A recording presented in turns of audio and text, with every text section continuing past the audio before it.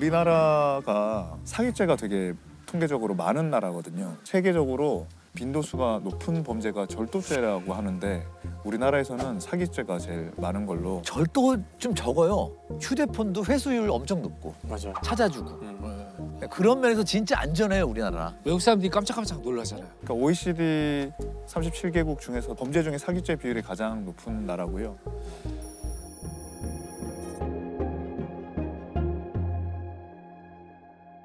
왜 우리나라 사기 범죄 많을까요? 우리나라는 차용금 사기도 사기로 많이 보거든요. 돈 그러니까 돈을 빌렸다가 안 갚아주는 거. 근데 그거는 사실은 우리 이제 그런 것도 사기죄로 포섭을 그래서 높아진 하고 것도 있겠네요. 그래서 이제 사기죄 비율이 좀 많은 거 아닌가 싶습니다. 사기죄는 어떤 처벌 받나요? 사기죄도 이제 뭐 것 같은데. 징역 10년 이하 2천만 원 이하의 벌금 이렇게 법정에 규정돼 있습니다. 네, 사기죄는 사실 우리 실무상에 어떻게 얘기하냐면 1억에 1년이라는 말이 있어요. 1억을 편취하면 징역 1년 정도 간다. 50억, 100억 간다고 50년, 100년 그렇게 비례하진 않지만 수억의 경우에는 하여튼 그 정도로 가는데. 근데 이게 사기죄가 사기 범죄가 보면은 유독 조직적 범죄가 많은 것 같아요. 사람을 차고에 빠뜨려야 되는데 혼자서 말 한마디로 할 수 없으니까. 차고에 빠뜨리기는 쉽지 않죠. 그쵸. 그러면 이제 상황을 만들어야 되는 거죠. 그래서 이제 보물선 사기 사건에 대해서 좀 말씀을 드리려고 합니다. 보물선. 네. 이걸 이제 지휘했던 사람은 이제 유승진이라고 유승진. 전과 10범, 사기죄 전과 10범이고요. 2018년 7월 17일에 113년 만에 세계 최초로 보물선 돈스코이오를 이제 발견했다. 기억나요. 기억나요. 그리고 거기에 150조 상당의 금괴와 금괴. 금화가. 야, 이거 무슨 영화에 나온 얘기잖아요.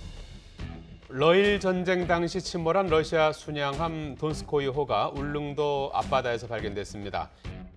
이 배에는 현재 가치로 150조 원에 달하는 엄청난 금화가 실려 있었다는 소문이 돌아서 관심을 끌고 있는데요. 신일그룹이라는 회사가 그걸 찾아냈다, 이제 인양하겠다 이런 걸 발표를 했고요.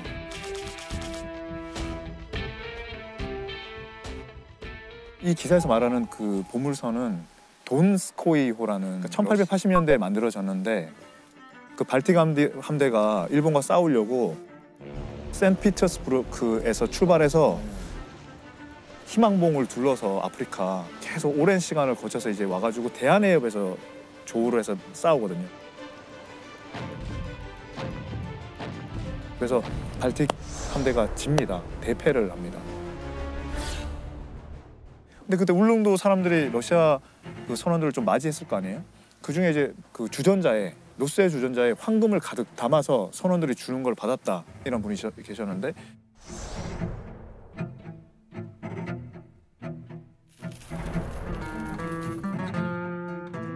그래서 이게 어떻게 사기 과정이 됐을까요? 근데 이제 우리나라에서 80년대에도 이걸 인양을 해봐야겠다는 뭐 움직임도 있었고 IMF 때 탐사해서 인양을 해야 되겠다. 그래서 돈스코이함 인양 시도는 이번이 처음이 아닙니다. 국내에선 도진실업이 시도했습니다. 1999년에는 동건설이 실패하면서 투자자들이 막대한 손해를 입기도 했습니다. 그다음에 이제 2018년에 신일그룹이 발견을 했는데 인양비가 한 1,000억이 든다는 거예요. 시간이 지나면서 점점 부풀어 오릅니다. 그래서 처음에는 24조로 했다가 언제는 우리나라 언론에 보면 50조로 했다가 인양을 하면 150조가 나올 거잖아요. 그래서 내가 10%는 투자자에게 주겠다는 거예요. 150배를 주는 거죠. 예. 그러면 근데 이제 이거는 그냥 살 수 없고 싱가포르에 또 신일그룹을 또 하나 만들었는데 거기서 발행하는 전자화폐, 가상화폐로만 살 수 있는 거예요. 이 투자는. 가상화폐는 실제 가치 있는 자산과 연동이 안 돼 있는 건데 이거는 진짜 보물과 연동돼 있기 때문에 그 가치를 다 보상받을 수 있고 이거는 보통 가상화폐가 아니라는 거죠.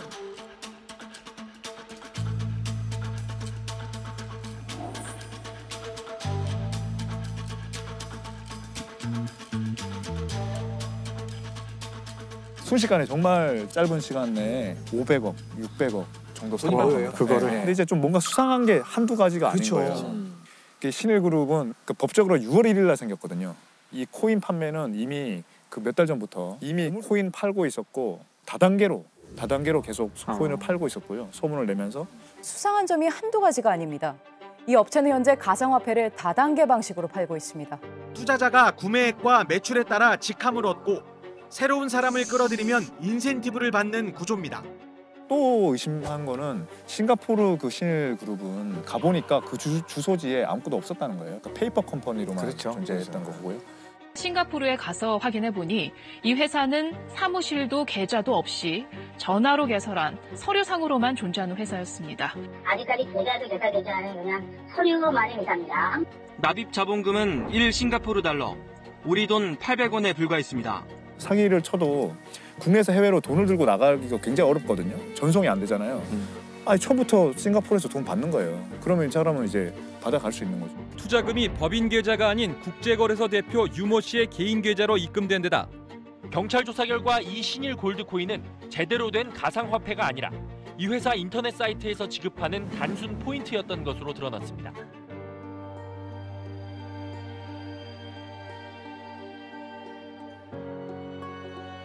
뭐 돈을 팍 끌어 모았잖아요. 그 직후에 이제 보물선 인양을 항만청에 신청했는데 해수부에 거절당했어요. 왜냐면 보증금을 납부를 못 해가지고. 그러면서 갑자기 이제 신일그룹의 사업 목적이 그 보물섬 탐사에서 침몰선 탐사로 바뀝니다. 그 기자회견을 하면서 사실은 거기에 150조가 있는지 없는지는 가봐야 한다 이런 식으로 입장을 바꿔버린 거죠. 예. 이미 사기를 치고 이제 빠져나가는 그런 국면인 거죠. 그리고 이제 여러 가지 장면들을 막 했어요. 막 그 라이트로 탐사 과정을 수십 장의 사진으로 이제 게시해놨거든요. 아, 정말 색조를 다르게 해서 그렇게 했고요. 저희 YTN 취재 결과 신일그룹은 당시 울릉도 해역에 들어갈 수 있는 입수 허가도 받지 않은 것으로 확인됐습니다. 왼쪽이 신일그룹의 홍보 영상, 오른쪽이 지난 2003년 해양과학기술원이 공개한 화면입니다. 그리고 이제 이 사람이 게시한 사업 목적이 인형 뽑기 사업도 뭐 이렇게 적어놨어요. 그러니까 그러니까 어이가 없는 거죠. 돈스코이 호는 있는 거죠. 거기에 뭐가 있는지 아직 아무도 모르는 거죠. 수심 300~400m는 사실 쉽게 들어갈 수 있는 깊이는 아니잖아요. 쉽지 않죠. 그렇죠. 그러니까 그 틈을 비집고 여러 가지를 딱 해서 그러니까 피해액이 얼마나 된 거예요? 이게? 피해액은 사실 80억대. 80억. 80억대인데 그건 이제 신고를 해서 수사를 받은 그 사람들이 확정된 거고요. 싱가포르에 계좌 이체된 금액은 500억, 600억, 뭐 800억이라고 합니다. 근데 이걸 피해자들이 좀 특징적인 거는 피해자라고 손을 안 든다는 겁니다. 이걸 계속 믿고 싶고 그러면서도 자기는 지금 아직도 처벌받은 적 없어요. 지금 안 맞았다고요? 지금 저기 베트남에 있는 걸로 추정하고 있는 거예요. 지금 도피 상태군요. 도피 상태인 거죠. 인터폴에 아마 수배됐을 거예요. 자, 이게 사기 범죄 많다 보니까 사기 공화국이라고 지칭하는 말도 많이 있다고 해요. 이게 대표적인 이제 우리가 알고 있는 사기 영화 그러면 2003년도에 개봉했던 스티븐 스필버그의 레오나르도 디카프리오, 톰 행크스, 프랭크 에버그네일 주니어라는 사람의 실제 얘기를 영화로 한 건데 프랭크가 이제 항공사 조종사로 행세를 하면서 각종 사기를 치고 다니고 결국에는 항공사 위조 수표로 140만 불을 은행에서 인출까지 하는 그런 범죄인데 사실 한국에도 이 한국판 캐치미 이프 유캔이라는 사건이 있었거든요. 우리나라에도요? 우리나라에도요. 네, 우리 2018년 여름이에요. 여름에 한 남자가 세탁소에 가거든요. 세탁물을 들고 이 세탁소 주인이 미혼의 여성분이었어요. 네. 이것도 조종사 유니폼인 거예요. 네, 조종사 유니폼. 세탁소에서 보면 또 이런 쪽 일을 하세요? 저는 뭐 공군사관학교 50기 출신인데 지금 뭐 대형 항공사의 부기장으로 있습니다. 그리고 이제 왔다 갔다 하면서 계속 이제 자주 또 세탁물을 맡기고 조금씩 가까워진 거예요. 단골 손님이 되니까. 그래서 이제 이 여성분은 당연히 그 동안에 보고 들은 게 있으니까 비행기 조종사라는 거 의심을 안 했죠. 그리고 이제 두 분이 결국 연인 관계로 발전을 합니다. 이제 남자가 또 얼마 동안 나타나지 않아요. 갔다 와서 이번에 파리 갔다 왔는데 이거 향수야. TV 너무 낡았는데 내가 새로 바꿔줄게. 그런 식으로 막 이러면서 이제 선물로 환심을 사고 계속 연애를 이어나가요. 밀당도 막 하는 거군요. 그렇죠. 그리고 이제 데이트도 주로 공항 근처에서. 그런 어떤 개연성을 확보하기 위해서. 그렇죠. 왜냐면 이제 워낙 바쁘니까 우리 회사 근처 회사 쪽으로 와줄 수 있어 이런 식이 됐겠죠. 심지어 인천공항 같은 데 들어가서 이 항공사 승무원들만 출입할 수 있는 곳까지 출입증을 대고 들어가요. 야, 그럼 거의 완벽. 그런 거지. 알고 봤더니 이제 이게 분실을 한 분실 출입증을 실내를 완전히 쌓은 이후에 이제 본색을 드러내는데 부기장 아니고 기장이 되려면 이게 그냥 실력으로 안 된다. 사내 로비를 해야 되는데 한 7천만 원 정도가 필요하다. 내년에 뭐만 들어오면은 그걸로 할 수는 있는데 지금 뭐 이게 여건이 안 돼가지고 안 되네. 그러니까 여자분 입장에서는 7천만 원을 준 거죠. 근데 우리가 이런 얘기만 들으면 아니 돈 얘기하면 벌써 이상한 거 아니야? 근데 사랑하잖아요. 사랑하잖아. 맥락이 형성돼 있죠. 굉장히 근심스러운 표정으로 계속 이러고 있었겠죠. 맞아요. 계속. 합격입니다. 물어볼 때까지 얘기를 안 하고 있다가. 그리고 가끔 나가서 전화 받겠죠. 여보세요? 딱 지금 대본 쓰는데 지금. 분위기 좋은 곳에서 이게 세상 일이라는 게 그렇다. 나 이 회사만큼은 안 그럴 줄 알았는데. 그리고 이 남자가 7천만 원을 받고 역시나 바로 잠적을 해버리죠. 연락도 안 돼요, 이때부터는. 이분한테만 사기를 친 게 아니에요. 그치. 그 동시간에. 그렇죠. 동시간에. 그러니까 같은 세팅을 여러 사람에게 한 거네요. 그러니까 만들어 놓은 게 있으니까 그거 활용하겠죠.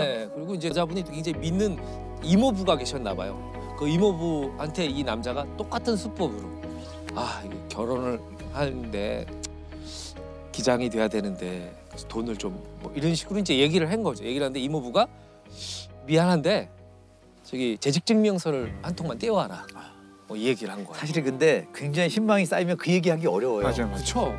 그거 어려운 거 아는 거야. 저거 못 믿을 이렇게 되는 거죠. 그런데 이 남자가 얘기를 듣고 가서 바로 잠적을 해버려요.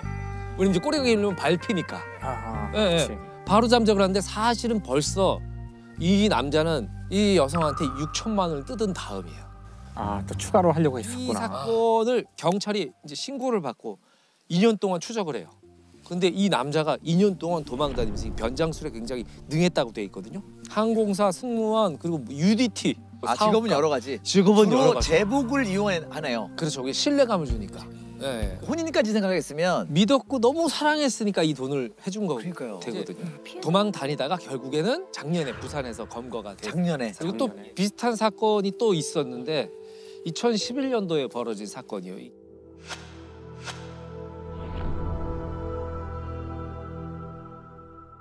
김씨 부부라는 분이 있는데 남편은 고위 경찰 간부, 그리고 아내는 이제 부동산 사업가, 학원 강사로 일하던 A 씨라는 분을 만나요. 서로 이분들 참 좋은 분이다. 이분 참 좋은 분이다. 이렇게 생각을 하고서 이 두 김씨 부부한테는 이제 아들이 있었는데 아들을 소개시켜줘요. 아들은 의사. 그래서 소개를 시켜줘서 이제 또 교제를 시작하죠. 나중에 이제 결혼까지 이제 약속하는 단계가 와요. 그런데 이제 여자분이 집을 나온 거죠. 결혼식을 올립니다. 이 집에 들어가서 살아요. 무려 7년 동안. 7년? 예. 7년 동안 이 김씨 일가족한테 뜯긴 돈이 13억. 알고 봤더니 이 시아버지 경찰 고위 간부가 아니고 전직 경찰이긴 했는데 그리고 이 시어머니는 그냥 무직이었고 그리고 이 아들은 의사가 아니고 조직폭력배 단원이었대요.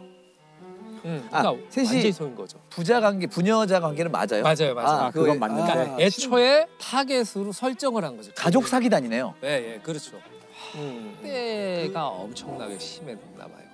학대와 갈취가. 이 여자분이 너무 힘들어가지고 탈출을 한 거예요. 이제 친정집에 이제 갔죠. 그런데 이 친정 식구들이 너 그 사기꾼 만나가지고 얼마나 고생했니? 사기꾼 아니라고 그 사람들. 어떻게 속을 수 있었을까요, 김씨가는? 시어머니는 항상 이제 시댁에 순종해야 된다. 이렇게 이제 계속 세뇌를 시킨 거죠. 세뇌를 시키고 그리고 아들은 내가 사실은 원래 고아였는데 양부모님 밑에서 만나서 해서 외로웠는데 너 만나서 너무 다행이다. 내 인생 구원받은 것 같다. 너무 사랑한다. 그러니까 감화시켰구나. 그렇죠. 어떤 약간의 그 스톡홀름 신드롬 빠진 게 아니었을까. 이 여성분이 그런 얘기도 있더라고요. 이 일가족한테 피해를 당한 피해자가 5명이었대요. 또? 네, 5명. 총 5명. 이 2017년 7월까지 총 19억 9,700만 원을 이런 식으로 사기를 쳐요. 결국에는 이 어머니 김 씨는 징역 14년. 그리고 아들하고 이 아버지는 징역 10년을 선고받았는데 사실은 제가 이걸 보면서 생각을 했어요. 뭐 2년, 3년 뭐 이렇게 받을 거라고 했는데 중형이 난 거잖아요. 그러니까 중형이 난 거죠. 엄청 그만큼 깊겠죠. 죄질이 너무 기간이 또 7년인데다가 조직적이고 이게 사실 혼인빙자 사기라는 죄는 없다 그러더라고요. 네, 혼인빙자 간음이 있었죠. 2009년까지 있었습니다. 네, 이거는 일반 사기죄로. 일반 사기야. 투자자 200명 속인 금융사기꾼 체포. 100억 가로챈 희대의 사기꾼 법원행. 1999년 미국 뉴욕 롱아일랜드에서 사기 행각으로 체포된 아이라 모나스. 사실 그는 증권 사기 혐의로 수감된 적이 있는 사기 전과자였습니다. 아니 사기로 처벌하고 또 사기를 쳤어요? 그렇죠. 아유 정말 스케일도 크다. 200명을 상대로 100억을 사기친 거면 간땡이가 얼마나 부어야 저런 걸 할까? 그런데 정말 놀라운 사실은 그가 범죄를 저지른 장소가 다름 아닌 교도소 아니었다는 겁니다. 교도소에서 사기를 어떻게 쳐요? 뭐 만나기는 해야 사기를 치는 거 아니야? 희대의 사기꾼에겐 가능했습니다. 이게 어떻게 된 일이냐? 1999년 당시 금융사기 혐의로 2년에서 4년형을 선고받고 교도소에 복역 중이었던 모나스는 자신이 운영하던 2개의 투자회사 직원들에게 교도소 내 공중전화로 전화를 걸어서 나 지금 유럽 출장 중이라 연락이 잘 안 될 거야. 확실한 종목이 있으니까 얼른 고객들한테 전달해. 모나스의 수감 사실을 몰랐던 직원들은 그가 일러준 투자 정보를 고객들에게 그대로 전달. 고객들은 직원들의 말을 믿고 돈을 송금했던 겁니다. 그렇게 모나스는 약 200명의 투자자들에게 850만 달러, 한화 약 100억 원의 투자를 받았지만 약속한 주식은 단 한 주도 사지 않은 채 사적으로 사용했다고 합니다. 어휴. 아니 근데 어쨌든 반성하라고 그 교도소 가 있는 거 아닙니까? 거기서도 이런 사기 행각을 하면 안 되죠. 결국에는 감금이 돼 있으니까 뭐 가족들이나 뭐 이런 최소한 인권 배려를 위해서 그런 전화 연결을 쓰게 해주는 건데. 야, 진짜 그걸 또 대박이다. 사기에 쓰다니. 정말 상종 못하는 인간이네. 차원이 다르다. 하지만 이 모나스는 2001년 복역 17개월 만에 가석방으로 풀려났습니다. 재소근무네요, 재소근무. 그리고 이게 저 경제사범은 미국 내에서 가중처벌되고 또 종종 전과가 있으니까 이게 뭐 몇백 년형 막 나오고 그러잖아요, 미국에서. 그래요. 이거 더 강력하게 처벌을 왜 못했지? 분노하긴 아직 이릅니다. 모나스는 가석방으로 풀려나자마자 교도소 밖에서 대기하고 있던 연방검찰 수사관에게 그대로 다시 체포. 370만 달러, 한화로 약 43억 원이 남아있던 은행 계좌도 동결됐다고 합니다. 100억 원을 받았다면서요? 네. 근데 43억 원밖에 안 남았어요? 시원하게 쓴 거죠. 그 교도소 안에서 전화 통화만으로 50억을 날린 거예요? 그러네요. 그런 셈이네요. 어떻게 해야 그럴 수가 있는 거야? 호주 역사상 최대 화이트 칼라 범죄. 2017년 호주를 발칵 뒤집어 놓은 희대의 세금 사기 사건이 발생했는데요. 밝혀진 피해 금액만 우리 돈으로 약 1,400억 원을 기록. 그런데 당시 천문학적 피해 금액보다 더 충격적인 사실은 이 사기극에 호주 국세청 부청장 마이클 크랜스턴의 아들 애덤과 딸 로렌이 가담했다는 사실이었습니다. 인삼빛이 어디 있는 거야? 이게 도대체 어떻게 무슨 일이 벌어진 거지? 오히려 아무리 아들이라도 그걸 믿고 세금 사기를 당할 수가 있나? 우리 아빠가 부청장인데 뭐 이랬나? 그게 되나? 세금 사기단의 주요 인물인 애덤과 로렌은 대기업을 고객으로 둔 회계 회사를 설립합니다. 이들은 정말 교묘하게도 국세청 직원들이 문제 삼지 않을 금액 선에서 체납액을 만들어서 세금을 횡령해 온 건데요. 그리고 애덤과 로렌을 주축으로 한 10여 명의 사기단은 세금을 횡령한 돈으로 수십 대의 고가의 차와 비행기, 예술품, 보석 등을 구입하는 아주 사치스러운 생활을 해왔습니다. 하지만 세금 사기단은 탈세 사실을 인지한 국세청과 경찰의 합동조사로 체포됐는데요. 그런데 앞서 말씀드렸다시피 사기에 가담한 애덤과 로렌의 아버지이자 당시 국세청 부청장이었던 크랜스턴은요. 40년 가까이 탈세자들을 추적해온 근면성실한 공무원이었습니다. 하지만 그런 그의 자녀들이 천문학적인 세금을 횡령한 사실에 사람들은 큰 실망감을 느낄 수밖에 없었습니다. 정말 저런 부여자가 어딨냐. 아유, 천하의 불효를 했네. 진짜. 근데 이제 아버지를 우리가 지금 두둔을 하고 있는데 아버지도 혹시 뭐 가담하거나 그런 건 아니죠? 경찰에 따르면 부청장 크랜스턴이 자녀들의 사기에 가담한 확실한 증거는 없습니다. 하지만 정말 조심해야 돼. 전략을 생각해야 한다. 혹시 국세청에서 연락 오면은 내가 시킨 대로 말하렴? 자녀들의 부탁을 받고 국세청 정보를 열람한 사실. 그리고 아들과 관련한 국세청의 감사 기밀 정보에 접근한 사실뿐 아니라 뒤늦게 아들의 사기 행각을 알고도 대처법을 알려준 정황이 포착됐습니다. 아이고 이 아버지야. 이 사실이 알려지고 사람들의 비난이 이어지자 크랜스턴은 사임했고요. 공무원 지위 남용 혐의로 재판을 받았지만 2019년 무죄를 선고받았는데요. 그리고 희대의 세금 사기를 벌인 그의 자녀들은 사기 및 돈 세탁 혐의로 현재까지도 재판을 받고 있습니다. 누구보다 청렴해야 할 이들이 벌인 세금 사기극.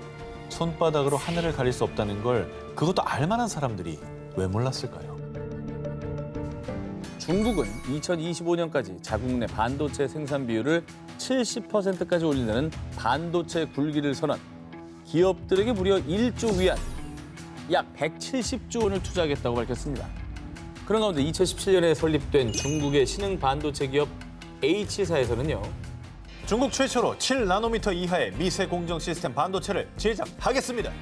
실제로 7나노급 기술을 보유한 대만의 반도체 기업 T사의 최고 운영 책임자 출신 장상일을 CEO로 영입했고요. 중국 반도체 업계의 슈퍼루키로 급부상한 H사는 2년여 동안 우한시 정부로부터 약 2조 5,600억 원의 투자금을 받는 데 성공했습니다. 아니 중국 정부가 지금 반도체 쪽을 엄청 밀고 있다고는 하더라고요. 그렇죠. 네. 그런데 말입니다. 2020년 1월에 전해진 충격 보도. H사 공사 중단, 임직원은 잠적, 정부도 속았다. 중국 반도체 사업 위기. 알고 보니 H사의 대주주란 기업은 실체가 없는 페이퍼 컴퍼니. H사가 들여왔다던 최첨단 반도체 장비는 노후된 구식 장비였다고 합니다. 게다가 H사가 영입한 장상희 CEO는요. 제가 CEO인데 회사 정보에 접근할 수가 없었다고요. 정말 저한텐 악몽 같은 시간이었습니다. 와. H사가 공언한 7나노급 기술 개발이 불가능해 보이는 상황.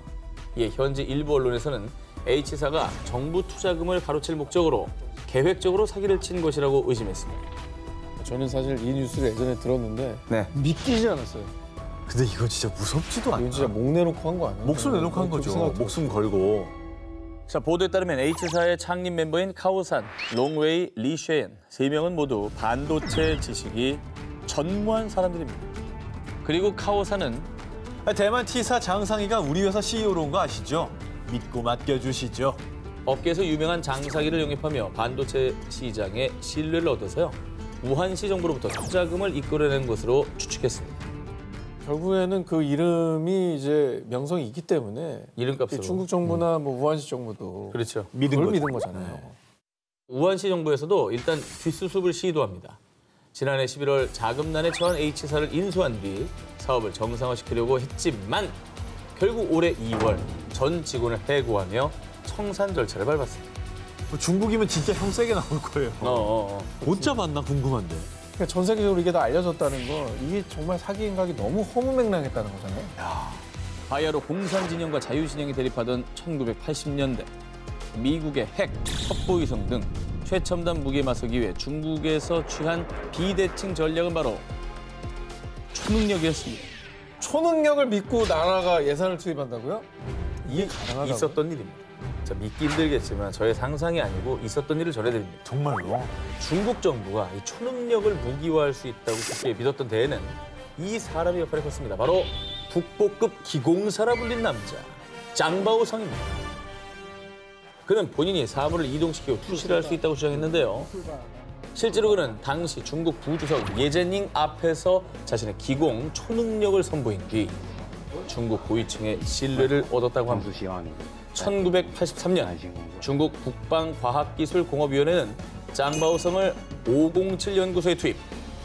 당신의 초능력으로 군사무기를 개발하시오. 뿐만 아니라 군 휘하의 중국 인체과학연구회에서 외국 위성을 통제하고 먼 타국에도 군사적 공격을 가할 수 있도록 하는 군사무기 개발 프로젝트를 가동시켰습니다.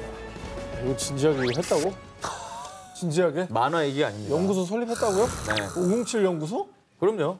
자, 그래서 1988년 정부 관계자, 과학자, 마술사 등 수십 명의 사람이 지켜보는 가운데 짱바오성의 초능력을 검증하기 위한 현장 실험이 진행됐습니다.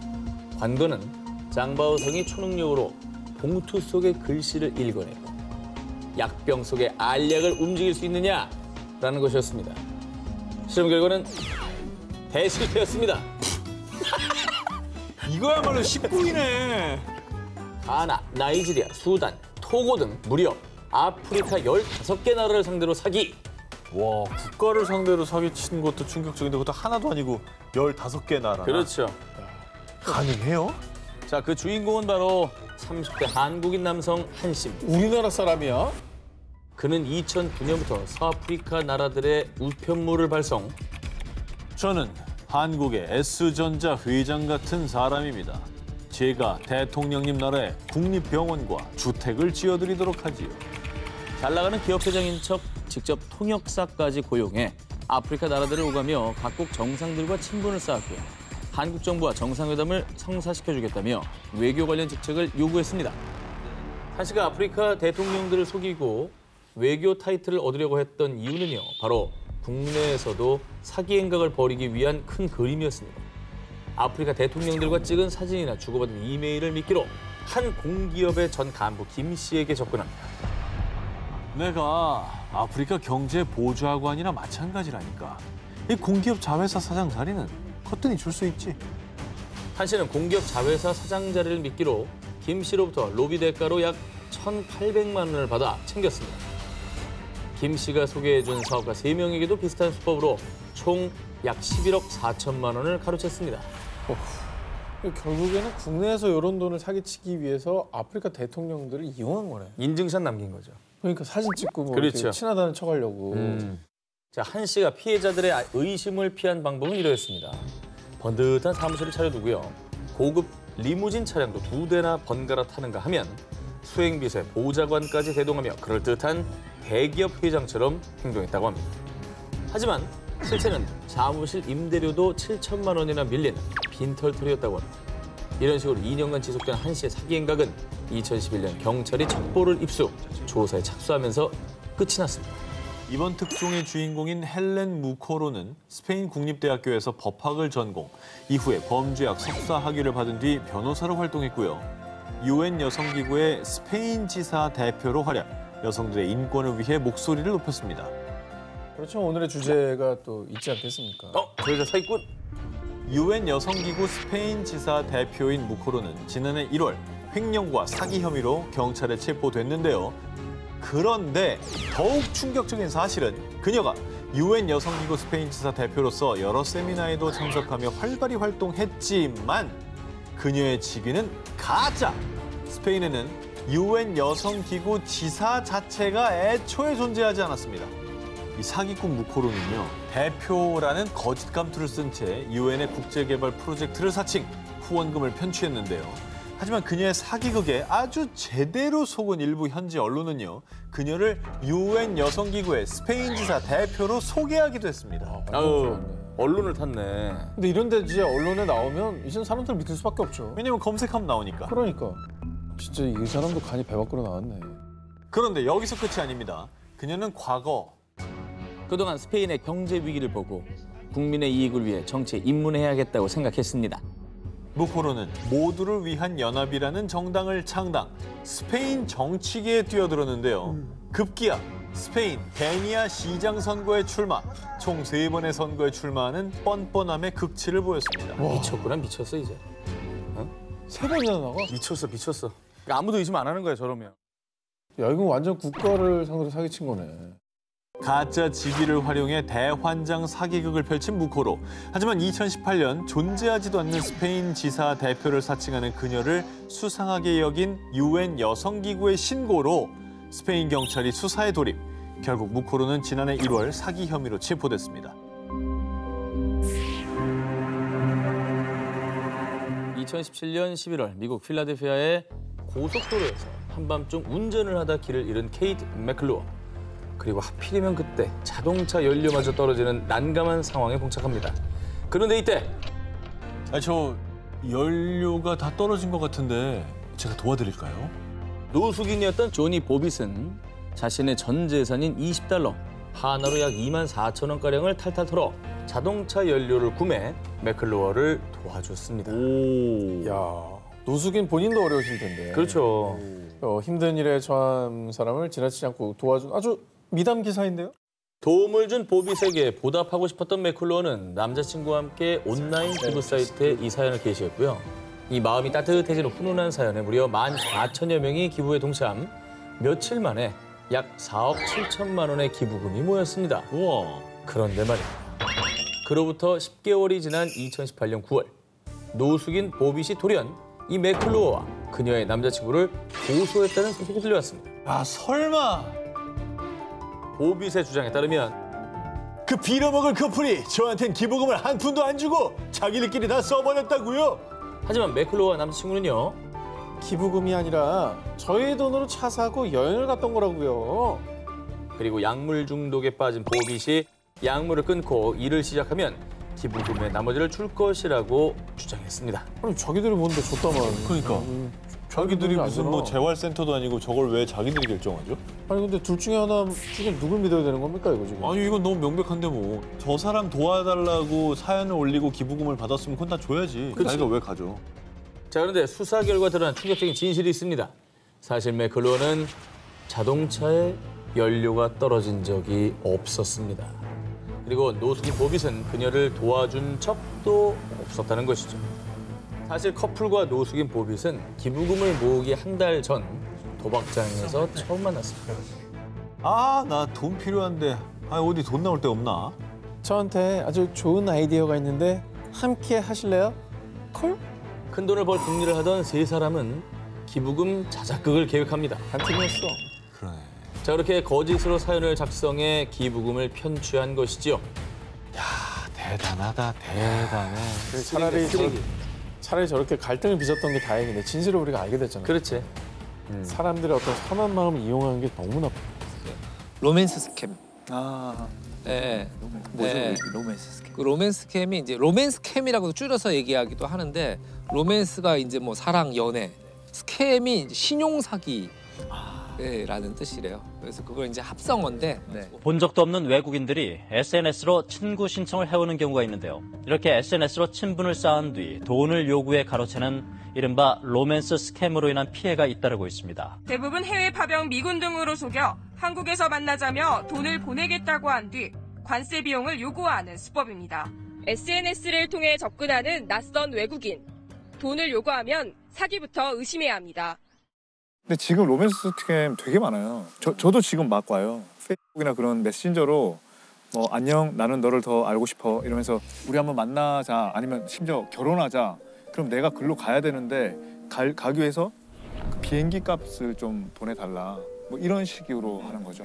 근데 그걸 피해를 당해도 그렇게 했다는 게 창피하고 자식들한테 창피하고 배우자도 있을 때도 많고.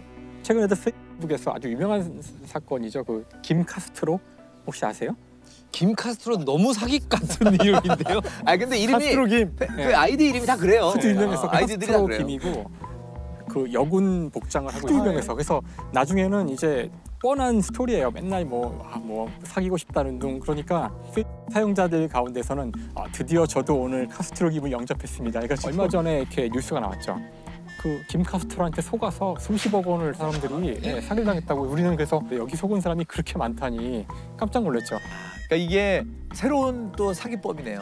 로맨스 스캠. 전 로맨스 스캠이란 말은 또 처음 들었네요. 그러면 이거 어떤 예방이 필요할까요? 아까 처음에 우리 잠깐 왜 이렇게 사기가 많을까라는 얘기를. 이게 좀 믿는 사이란 말은 이제 좀 위험한 말인가 싶기도 하고요. 우리나라 사람들이 잘 믿고 믿는 게 미덕이라고 하는 이 마음을 이용한 범죄에 대해서 가볍게 생각하면 안 된다라는 생각이 좀 들죠. 왜냐면 이게 사기 범죄가 일어나는 경우들이 많잖아요. 우리가 많이 듣고 하잖아요. 아까 피싱 얘기했지만 뭐 해킹 다 뭐 같은 범죄죠. 특히 사기 사건에 있어서 저는 그 댓글이나 이런 거 봤을 때 피해자들 욕 덩달아 하는 거 그건 좀 안 했으면 좋겠어요. 댓글 달린 걸 보면 그런 거. 너도 돈 욕심, 너도 뭐 경제적인 기대고 싶었지 하는데 안 그런 사람은 없어요. 내가 사귀는 사람이 경제적으로 안정돼 있었으면 좋겠고. 좋으시죠. 너무 잘 어울려 지금 얘기하는데. 그러니까 어쨌든 성공한 자이지. 2007년에 이제 이런 사건이 있었어요. 2007년만 해도 그러니까 은행 카드 같은 것들을 현금 출납기 같은 기계에 집어넣고 거기 자기 비밀번호를 치면 현금이 나오고 현금을 이용해서 이제 뭔가 하고 그렇게 했었잖아요. 만약에 누군가 이 기계 자체를 가짜로 이제 만들어서 카드를 넣었을 때 카드를 바로 다 복제를 해서 그 카드를 이용해서 뭔가를 한다면 어떨까?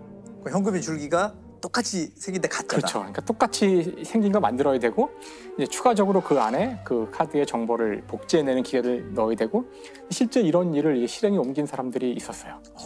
그래서 이걸 이제 일당들이 중국에서 제작을 해가지고 길 가다 보면은 은행이 관리하지 않고 밖에 그냥 뭐 매장에서 관리하거나 그렇게 편의점 포함한 같은데. 그렇죠. 이제 그런 것들에 주로 이제 갖다 놓고서 카드를 집어넣었을 때 그러니까 당장 돈을 주면 안 되잖아요. 이 기계는 뭐 오류입니다. 뭐 이러면서. 그렇죠. 돈을 주면 안 되니까 뭐 잔액이 없습니다. 이제 이런 신호가 나오는 거죠. 그럼 사람이 잔액이 없나? 그리고 다른 데로 이동하는 동안 거기서 이제 얻어낸 정보를 가지고 이제 카드를 만들어서 그 카드로 돈을 딴 데서 빼는 거죠. 가짜 현금 인출기로 알아낸 카드 정보로 몰래 예금을 빼내간 절도단이 잡혔습니다. 경찰에 압수된 가짜 현금 인출기입니다. 금 모양은 진짜와 차이가 없지만 한도초와 등의 문구만 뜨도록 만들었습니다. 범인들은 그 사이 고객의 카드 정보는 인출기에 장착된 카드 판독기로 비밀번호는 몰래 카메라를 통해 빼냈습니다. 정말 이 사건에서 가장 충격적인 부분은 이렇게 해서 벌어들인 돈이 7천만 원 정도 돼요. 그런데 이 기계를 만드는 데 드는 돈이 2억 원, 2억 원이었다. 그래서 2억 원을 들여 만든 가짜 인출기로 이제 벌어들인 돈이 7천만 원. 그 정도 아이디어가 있으면 딴 거라도 돈을 벌 수 있을 것 같아요. 그러니까 정말 충격적인 사건이라고 할 수 있는데 물론 이렇게도 이제 할 수 있겠지만 2021년 부산에서 있었던 이제 사건인데요. 이제 스키머라는 기계인데 이거는 카드를 그냥 한 번 긁기만 해도 사실은 그 안에 정보를 다 뽑아낼 수 있어요. 그래서 그 기계를 갖고 다니면서 아파트 문 앞에서 결제하는 경우가 있잖아요. 치킨 시켜도 그렇죠. 네, 그런 상황을 이용하는 건데 카드를 받아서 일단 자기가 가져온 스키머라는 기계에 먼저 거요. 그러면 정보를 다 빼냈죠. 그리고서는 이게 왜 안 되지? 뭐 다른 기계로 해볼까요? 뭐 이러고 한 번 더 긁는 그때 이제 진짜로 결제를 하는 거예요.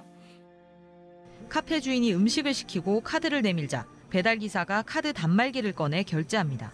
하지만 결제가 안 되는지 또 다른 단말기를 꺼내 다시 결제를 시도합니다. 결제를 하는 척하며 먼저 가짜 단말기로 카드 정보를 복제한 뒤 실제 결제를 다시 한 겁니다. 실제로 이제 이렇게 빼낸 정보를 이용해서 카드를 만들 수 있잖아요. 그래서 만들어서 그걸 본인이 쓰면은 이제 잡힐 수가 있으니까 이들이 참 이게 또 영악한 것이 그 텔레그램에 이렇게 복제된 카드가 있다고 개당 50만 원에 팔아요. 그래서 이걸 산 사람들은 그렇게 복제된 카드를 이용해서 보통 금은방에서 결제를 했다 그러는데요. 1,700만 원 가까이 결제를 했다고 합니다. 배달기사 4명과 총책 등 일당 5명은 이렇게 복제한 신용카드를 인터넷에서 한 장당 50만 원씩 받고 팔았습니다. 불법 복제 카드를 산 3명은 수백만 원짜리 귀금속이나 비싼 컴퓨터 그래픽 카드를 결제한 뒤 되팔아 현금으로 바꾸기도 했습니다. 사실은 지금은 이제 카드도 카드지만 이제는 대부분 다 온라인 결제 시스템들을 이제 이용하시잖아요. 온라인 결제 시스템은 편리한 것만큼이나 위험성이 있을 수 있는데 만약 개인정보가 자기가 새로 스마트폰을 개통할 만큼 충분한 정보만 빠져나가면 이제 그러면 다 끝난 거예요. 그럼 누군가 이제 제 명의로 폰을 이제 개통을 하고 많은 그 일들을 할 수 있잖아요. 이제 저희의 모든 결제 수단이 모바일 기기로 넘어가면서 또 범죄자들은 이걸 또 노리고 있다는 거죠. 그러니까 이에 대한 이제 대비가 점점 더 중요해지는 것 같아요. 김미영 팀장, 모르는 사람이 없는 이름이죠. 총책 박 씨가 9년 만에 검거가 됩니다. 사기 수법은 어떤 거였나요? 일단 김미영이라고 하는 이제 가상의 인물을 만듭니다. 그리고 나서 이 불특정 다수한테 저금리 대출을 해주겠다. 그다음에 신용불량자도 대출을 해주겠다. 뭐 이런 문자 메시지를 무작위로 이제 보내가지고 거기서 반응을 하는 사람한테 상담을 하면서 정보를 이제 개인 정보를 다 수집을 합니다. 얼마나 고맙겠습니까? 저희가 힘들게 지금 그 신용불량과 대출을 못 받고 있는데 불러달라는 대로 그냥 개인 정보를 다 불러주는 거죠. 이 방법으로 해서 피해자 뭐 역시 수만 명이고요. 알려진 것만 80억 원이라고 합니다. 그러니까 확인된 금액. 확인된 것만. 네. 근데 이제 총 금액을 추정을 해보니까 경찰이 한 400억 원 정도 된다고 하는데 아마 훨씬 더 많겠죠. 필리핀, 중국, 베트남의 콜센터를 이제 확대해서 나가면서요. 직원이 한 100명이 넘었다고 합니다. 기업이죠, 그냥. 그리고 그걸 운영해 나가는 과정에서 조직원들을 움직여야 되니까 이제 회사처럼 성과급도 주고 여행도 시켜주고 뭐 선물도 해주고 이런 식으로 이제 운영을 해나가는 것이 이제 밝혀졌습니다. 겉은 가구 공장이지만 들어가면 조직원들이 모인 콜센터입니다. 총책 밑에 사장단, 아래 팀장들과 팀원을 뒀습니다. 워크숍을 하며 단합을 강조하고 실적에 따라 돈을 줘 경쟁도 붙였습니다. 서민들로부터 가로챈 돈은 유흥을 즐기거나 리무진을 타는 등 호화 생활에 쓰였습니다. 이거 범인 어떻게 검거된 겁니까? 오랫동안 체포하기 위해서 많은 노력을 했는데 9년 만에 검거가 됩니다. 수사관들이 추적을 해보니까 총책 박 씨가 필리핀 마닐라에 있다는 정보를 수집을 합니다. 특히 필리핀 같은 경우에 경찰을 설득해가지고 2010년도부터 코리안 데스크라는 것을 만듭니다.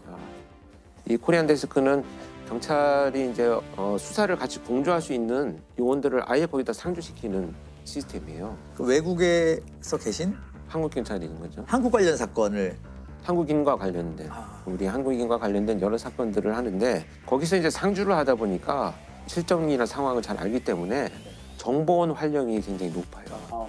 그래서 결국은 한 소도시에 숨어서 은거를 하고 있던 총책 박 씨를 체포를 하는데 이자가 누구였었냐 하면 모 경찰서에서 이 보이스피싱을 담당해서 수사하던 경찰관 출신이에요. 세상에.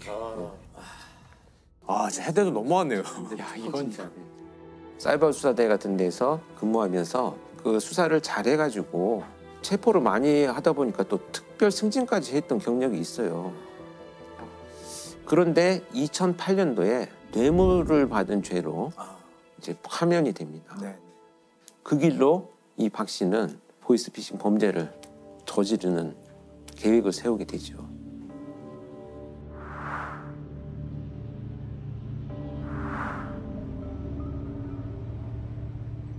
피해자들 마음고생들이 굉장히 심했을 것 같아요.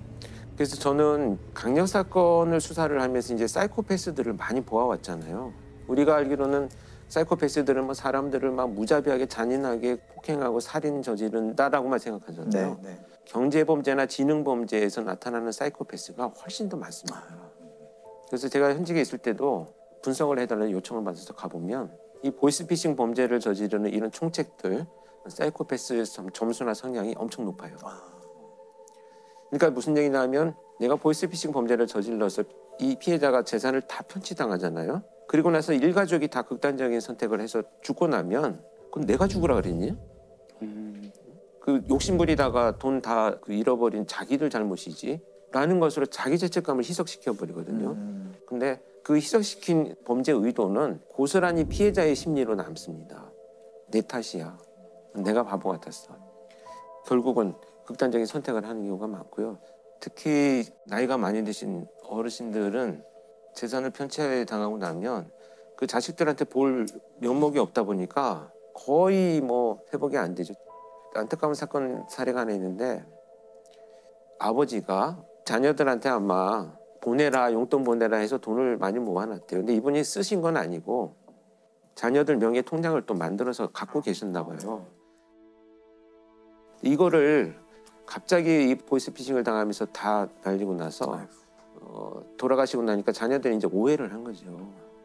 저렇게 될 거를 그렇게 욕심냈냐고. 근데 나중에 이제 유품 정리하다 보니까 다 자기들 걸로 그냥 이렇게 해놓고 베풀지도 못하고 가셨네요. 한 일가족의 삶이 그냥 망가지는 거죠. 피해자의 삶이. 그래서 체포하는 거 굉장히 중요하지만 사실 예방이 되게 중요한 그 범죄 중에 하나죠.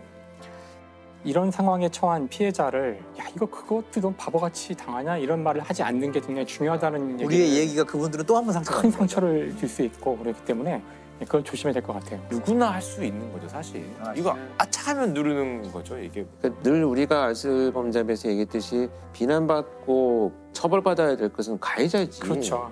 피해자는 누구라도 될 수 있습니다. 특히 보이스피싱 피해자는요, 저도 마찬가지입니다. 범행을 저지르는 가해자의 책임이죠. 사실 최근에 특히나 이제 큰 이슈가 되고 있는 이제 피싱 이야기를 좀 해볼까 하고 있어요. 그 낚시할 때 피싱인가요? 이제 많은 분들이 이게 이제 낚시라고 생각하셔가지고 FISHING인 줄 아시는데 PH로 시작해요. P로 시작하는 이유가 이제 프라이빗 데이터, 개인 정보를 피싱, 낚시를 당하는. 그래서 신조어군요. 신조어예요, 사실은. 이 보이스 피싱에서 많은 분들이 이제 오해하시는 게 그거 정말 바보나 걸리는 거 아니야? 뭐 그렇죠. 나한테 전화만 와봐 정말 내가 진짜 박살을 낸다 이러지만 막상 이제 이 사건을 들여다보면 쉽지 않다는 걸 이제 저희가 알 수 있는데 지금 내 차 안에 있다 아이는 아줌마 얼마에 줄 수 있나? 지금 현찰 얼마 있나? 의심이 커질수록 수법은 더 교묘해집니다. 여전히 기승을 부리는 전화금융사기 보이스피싱 범죄. 하루에만 피해 금액이 19억 원에 달하는데요. 그 피싱과 관련된 큰 사건이 김민수 검사 사건이라는 게 있었어요. 김민수 검사. 한때 좀 어느 한 취업 준비생을 죽음으로 몰고 간 김민수 검사 보이스피싱 사건. 전북 순창군의 한 아파트. 28살 취업 준비생 김모 씨가 누군가와 통화를 하며 집을 나섭니다. 김 씨는 서울중앙지방검찰청 검사와 수사관이라는 사람들과 번갈아 통화 중이었습니다. 김 씨가 이제 전화를 받는데 진짜 검사라는 느낌이 들 정도로 차분하고 아우라가 느껴지는 그런 목소리를 갖고 있어요. 네, 여기는 그 서울중앙지방검찰청 첨단범죄수사팀의 팀장을 맡고 있는 김민수 검사예요. 당신의 은행 계좌가 범죄에 이용됐다. 여기서 중요한 거는 이 사람의 계좌를 얘기해요. 번호가 이렇게 나오니까 깜짝 놀라는 거죠. 근데 의심하는 것 같으면은 내가 지금 당장 내 신분증 보내줄게 하고서는 이제 미리 만들어 놓은 가짜 신분증 이런 것들을 이제 보내는 거예요. 그럼 이제 속는 거죠, 그때부터. 근데 그 다음부터는 이제 무려 11시간 동안 계속 전화를 하면서 사기를 쳐서 결국은 돈을 뜯어내게 되는데 배터리가 다 닳지 않습니까? 그 배터리가 닳는 것까지도 다 체크를 해가지고 빨리 충전하라고 지금 전화가 완전히 끊어지면은 공무집행방해도 집어넣을 테니까. 배터리 잔량 몇 프로예요? 충전하시면서 조사 받으세요. 본인 전화 꺼지면 바로 수배고 체크영장 나가면 2년 이하의 징역에 처벌받잖아요. 이 김 씨가 자기 배터리를 박박하면서 충전기를 얽혀 들어갔네요. 그렇죠. 자기가 거기에 연루가 안 됐다는 걸 이제 얘기해야 되니까 계속. 결국에는 그 은행에 가서 있는 돈을 다 찾아서 서울로 올라와라. 거기서도 깨닫지 못한 거네요. 그렇죠. 돈은 택배함에 넣어라. 그래서 넣어놓고 기다리고 있다가 이제 당한 거죠. 지금 주변에 제3자 소리가 왜 계속 들려요? 자, 준비됐죠? 질문상 있어요? 입장할게요. 자, 입장하시 걸어가세요. 자연스럽게. 11시간 동안 통화를 이어가던 사기단은 김 씨에게 여의도의 한 카페에서 기다리라고 한 뒤 자신들은 돈을 챙겨 달아났습니다. 그래서 결국은 그 돈을 거기서 다 날리게 된 거죠. 그리고 이제 이틀이 지난 다음에 스스로 이제 목숨을 끊게 돼요. 420만 원. 420만 원. 야, 그건 액수 문제가 아니고 11시간 동안 전화의 목소리에 끌려가면서 받은 압박과 여러 가지도 있을 거예요. 그리고 자기 자책도 할 것 같아요. 그러니까 이게 자책. 정말 놀라운 거는 의서를 보면은 그 자신은 결백하다. 제가 이걸 남기는 이유는 이런 걸 안 남기면은 너무 좀 허무하고 답답하실까 봐 그래서 남기는 거예요. 그러니까 죽을 때까지도 이제 당한지 몰랐죠. 자기가 이제 계속 그런 범죄에 연루됐다는 사실에 괴로워하고 자기 당했다고 깨달아서 죽은 게 아니라 지금 수사받고 있어서 죽은 거란 거예요? 그러니까 그 범죄의 테두리 안에 계속 갇혀 있었던 거네요. 근데 이제 너무나 이게 이상하니까 그래서 이제 그 이제 김 씨의 그 핸드폰을 이제 다 맡겨서 조사를 해보고서 이제 알게 된 거죠. 그래서 그 아버지가 이제 이거를 그 청와대 국민청원에 올리게 돼요. 아들을 죽인 얼굴 없는 검사를 찾아주십시오 해가지고 이제 많은 사람들의 이제 지지를 받게 되고 그래서 이제 본격적인 수사가 이루어지는데 218점, 187점. 자, 검찰 홈페이지죠? 네. 당시 IP 주소의 위치를 확인해 본 결과 주소지가 타이완이었습니다. 전북 지역 폭력 조직이 주축이 돼서 중국에 사무실을 차리고 벌인 범행으로 드러났습니다. 엄청나게 큰 조직인 거예요.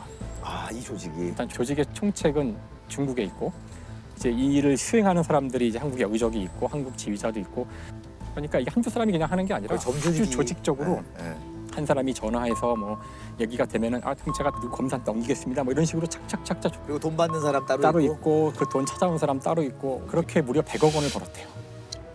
그래서 그렇게 번 돈으로 그 중국에 있는 높은 사람들은 초호화 생활을 했다고 알려져 있어요. 그래서 이것 때문에 검거된 사람이 98명. 그래서 그 가운데 실제 29명이 구속이 됐어요. 상당히 많은 당시의 범인들이 다 잡히긴 했지만 다 잡힌 건 아니고요. 경찰이 10,000명이 넘는 출입국 기록을 분석한 끝에 붙잡은 남성은 47살 서모 씨. 서 씨에게 당한 것으로 확인된 피해자만 20여 명. 60-70건 정도 7억 상당으로 추산하고 있습니다. 이게 오히려 사회 경험이 적은 20대 분들의 피해가 크다 그래요. 그렇죠. 실제로 그 보이스피싱 피해자 가운데 지금 30%가 20, 30대. 20, 30대. 그 20, 30대 같은 경우는 이제 이런 일을 당하고 난 다음에도 그 자책감과 이제 부끄러움 때문에 오히려 이 사실을 은폐하는 경우도 많고. 좀 대응 방법이 뭐 없을까요? 이게 좀. 근데 그게 이제 굉장히 정교하게 사기를 쳐서 그래요. 그러니까 어떤 사례가 있었냐면은 자기 핸드폰 자체가 이제 해킹을 당해서 112에 걸거나 1301이 검찰청이고 1302가 이제 금융감독원인데요. 거기에 전화를 걸면 그 범죄 집단으로 연결되게 하는 프로그램을 까는 거예요. 와. 자기가 전화 거는 데마다 그건 앱을 깔았기 때문에 그렇게 되는 거죠. 그렇죠. 까는 순간에 저쪽에서는 이제 마음대로 조작을 할 수 있고 막. 뭐 링크가 오면은 무조건 누르지 말아야 돼요. 그러니까 뭐 예, 무조건 네버. 검찰은 전화를 이용한 수사는 결코 있을 수 없다는 게 공식 입장입니다. 재판에 넘긴 보이스피싱 10건 중 4건은 검찰로 신분을 속인 범죄였고 대부분 서울중앙지검을 사칭한 사례였습니다. 저는 최근에 수사관한테 전화 받았어요. 서울중앙지검 수사관이라면서 아침에 저 계좌를 확인해야 된다고 전화하길래 제가 그래서 몇 호 검사실에 있으세요? 그러니까 제가 검사가 아니라 수사관이라고. 아니 그러니까 수사관 또 검사실에서 일하니까 몇 호 검사실에 있으신 거예요? 그러니까 침묵이 흐르더니 내가 말하면 네가 알아 야? 그러면서 거기서 이성은 잃어서 끝났네요. 네. 하필 전 판사에게. 그러니까 이제 김민수 검사가 히트 치니까 그 다음부터 제가 이제 검사 아니고 수사관이라고 전화 온 것 같아요. 막상 당했을 때 사람이 정신 차리기가 이제 쉽지 않은 거기 때문에 그 보이스피싱도 있지만 이메일도 있잖아요. 이메일. 정말 스팸 메일을 누가 누르겠어 하지만 정말 놀랍게도 힐러리 캠프의 가장 중요한 참모 가운데 한 사람이 이메일 해킹을 당해요. 메일 주소를 보면은 진짜 구글이 보낸 것처럼 돼 있거든요. no reply, 뭐 account, google. 그래서 그걸 봐서는 뭐 문제 없는 것 같은데 메일의 제목이 someone has your password. 그러니까 누군가 당신의 패스워드를 가지고 있다. 그러니까 빨리 패스워드를 변경해라. 아래 링크를 누르는데 사실 그건 클릭을 하겠는데? 그러니까 아니요, 이거는 절대 클릭하면 안 되는 거죠. 왜냐면 그건 이메일로. 이걸 어떻게 다? 당연히 이 사람이 선거 참모에 높은 사람이니까 이런 건물을 안 누르죠. 그래서 그 힐러리 캠프에 있는 IT 담당자한테 이메일을 포워드해요. 이런 메일을 받았는데 어떻게 처리할까요? 했더니 이거는 정상적인 메일인 것 같으니까 빨리 변경하라고 얘기를 해요. 이 사람의 메일이 다 해킹당한 거예요. 싹 다. 구글이 자동으로 이런 종류의 그 제목으로 오는 메일들은 스팸으로 넘겨요. 네. 알파벳 O가 나오는데 이 O가 다른 글자와는 다른 O예요. 무슨 부호 같은 걸 넣었구나. 그러니까 이게 이제 폰트를 바꿔보면 이게 0 같기도 하고 O 같기도 하고, 그러니까 얼핏 보면 O인데 이게 그 잡아내는 프로그램들은 프로그램의 숫자들을 보기 때문에 이게 서먼이 아닌 거예요. 그러니까 그런 이제 정교한 수법을 써서 그 필터를 통과했던 거죠. 그렇죠. 이게 어마어마한 스캔들로 이어지는데, 그래서 그때 일어났던 광범위한 해킹 사건들이 있었는데요. 이거 포함해서 러시아가 개입된 것 같다는 이제 그런 발표가 있었고요. Russia, if you're listening, I hope you're able to find the 30,000 emails that are missing. 또 그날이 되게 드라마틱한데 이제 10월 7일이에요. 근데 트럼프의 여러 성추문들이 터지기 시작해요. 근데 언론에 터지자마자 1시간 뒤에 바로 이 포데스타의 이메일이 공개되기 시작해요. 중요한 시기마다 이메일이 턱턱턱 나오는데 뭐가 나올지도 모르고, 심지어 없는 거를 내놔도 없다는 거를 입증해야 되는데 없다고 얘기해도 안 믿을 거 아니에요. 그래서 힐러리 클린턴 캠프에서는 이걸 대응해야 되기 때문에 팀이 모였는데 결론은 대응 불가. 이게 진짜인지 아닌지 아무도 알 수 없죠. 미국 대선이 현지 시각으로 꼭 열흘 앞으로 다가온 가운데 힐러리 이메일 수사라는 새로운 변수가 나왔습니다. 열세를 보이던 트럼프 측은 기세를 몰아 맹공을 펼치며 역전의 기회를 노리고 있습니다. That the Bureau explained this issue in question, whatever it is. Hillary has nobody to blame but herself for her mounting legal troubles. Her criminal action was willful. Putin himself directed the covert cyber attacks against our electoral system. Our goal continues to be to send a clear message to Russia not to do this to us. 하지만 공화당이 이미 상원을 장악한 상태에서 러시아의 해킹에 대한 실질적인 응징이 이루어지기는 어려워 보입니다. 그럼 이게 대선 패배에 큰 역할을 했잖아요, 이 사건이. 이게 얼마나 기여했는지는 물론 정량화해서 알 수는 없지만 아마 큰 역할을 하지 않았을까. 이제 방송을 보시는 분들이 뭐 나한테 이런 일이 일어난다면 뭐 대응하기가 쉽지 않을 거예요. 이 정도 정밀한. 최근에는 제 지인은 자녀를 인질로 잡고 있다고 그러면서 막 엄마 살려줘 뭐 그런 목소리가 나오고 목소리. 그런 소리가 들으면 이제 그냥 이성을 잃어버리는 거죠. 그렇죠. 그래서 그 법원장 어떤 분도 즉시 6천만 원 정도 송금한 적도 있습니다. 작년 7월 34살의 변호사 이모 씨가 퇴근길에서 실종됐습니다.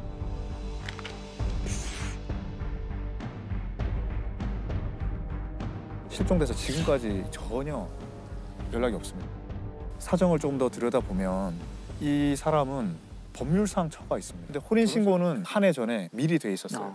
근데 이제 실종이 됐는데 그 최 씨한테 물어보니까 최 씨는 자기는 전혀 연락 받은 적 없고 그날 만난 적도 없다는 거예요.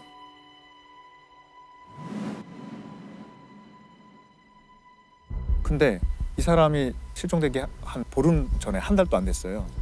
갑자기 생명보험에 가입을 합니다. 그러니까 피보험자가 남편이 되고 수익자는 그 처인 최 씨가 한 15억 상당, 꽤 굉장히 크잖아요. 그런데 이 보험은 좀 특이한 게 그냥 보통은 사망하면 받는 건데 이거는 실종해서 2년 동안 밝혀지지 않으면 받는 그런 특약까지 그런 보험에 가입된 거죠.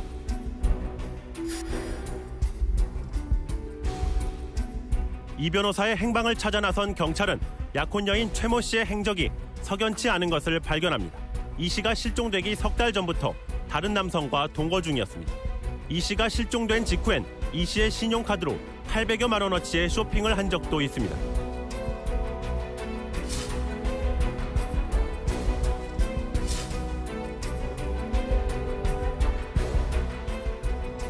또 굉장히 특이한 팩스를 하나 받았다면서 갑자기 경찰에 갖다 내요.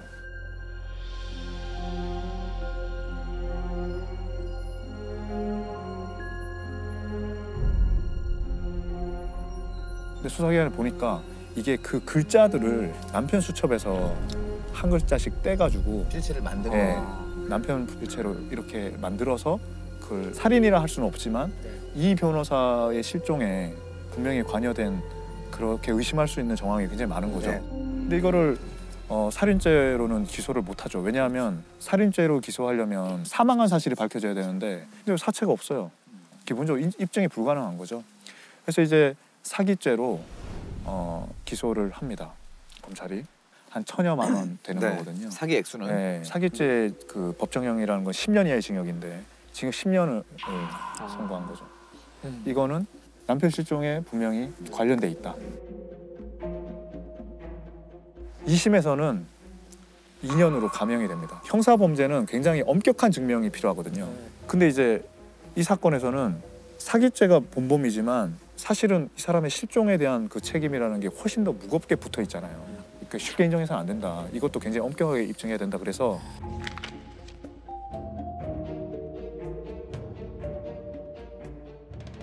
이제 우리 법조계에서는 굉장히 논란이 많이 됐어요.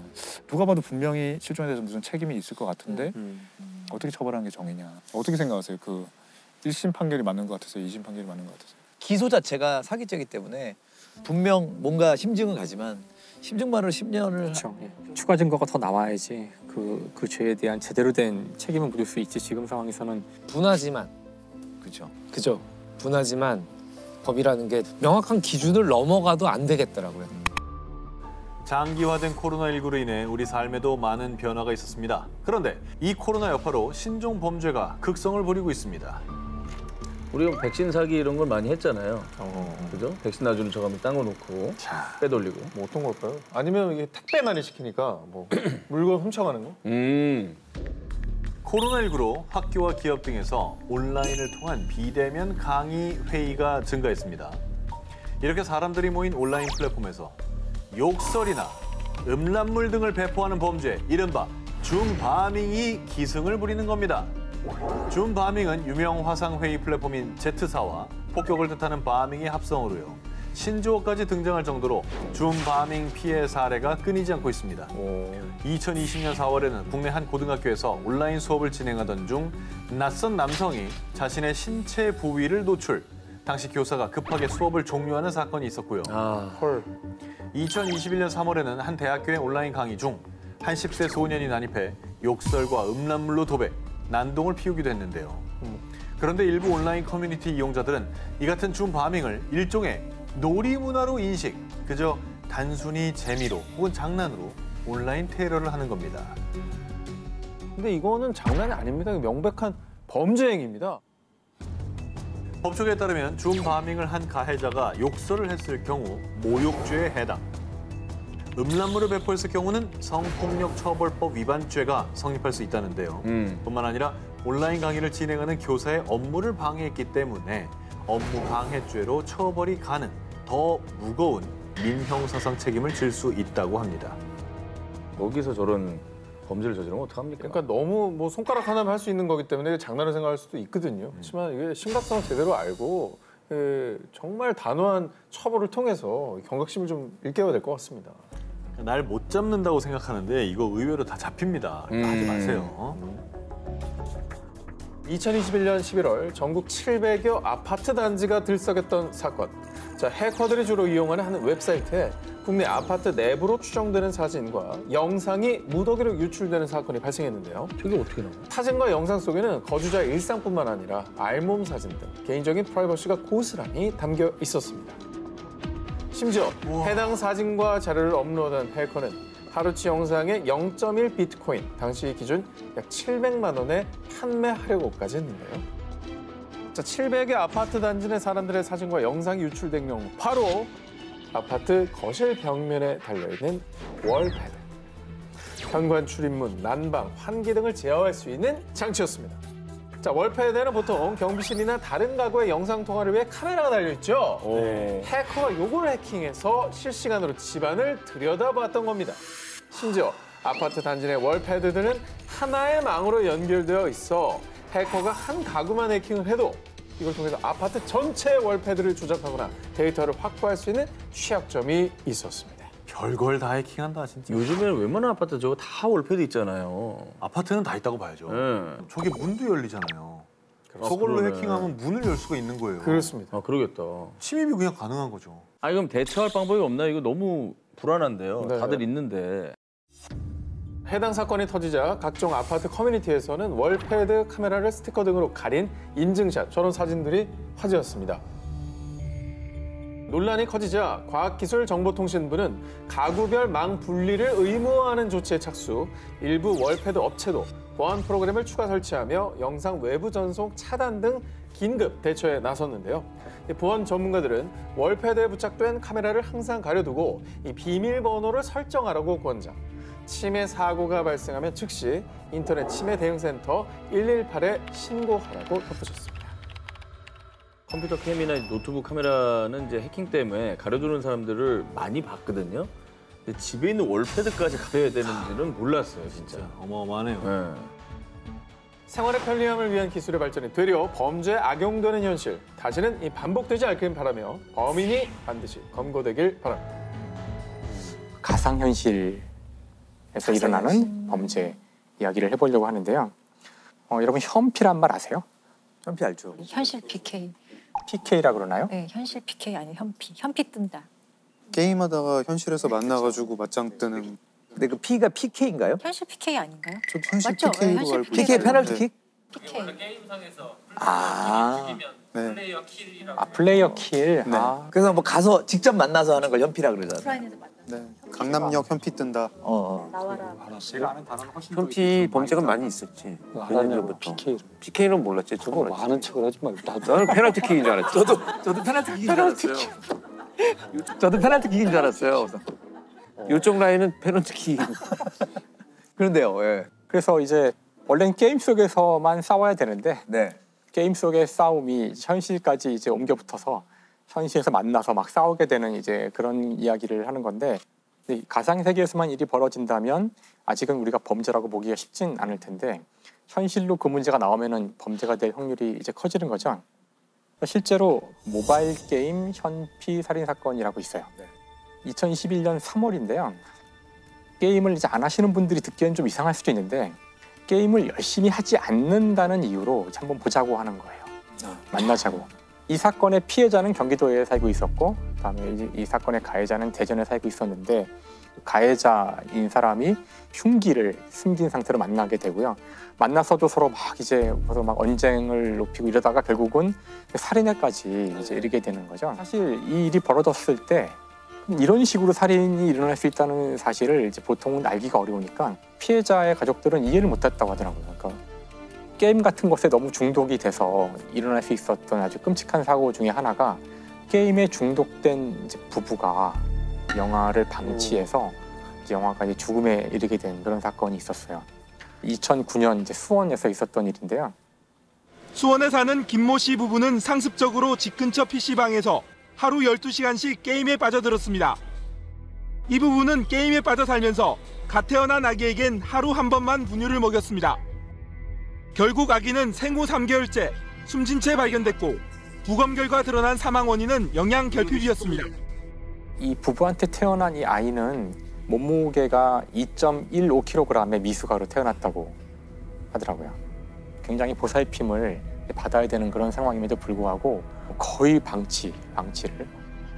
사실 100cc에서 적어도 한 160cc 정도를 하루에 6번 정도 우유를 이제 줘야 되는데 이 부부 같은 경우는 하루 한 번 20cc 정도밖에 주지 않았다고 하더라고요. 말도 안 되는 거죠. 그래서 결국은 아이가 영양해저로 죽어요. 진짜 이해할 수 없는 거는 이때 했던 게임이 가상의 소녀를 키우는 그런 게임이에요. 실제 자기 아이는 지금 먹지 못해서 죽어가는데 게임 속에 소녀를 키우는 것에는 몰두를 하고 있었던 거죠.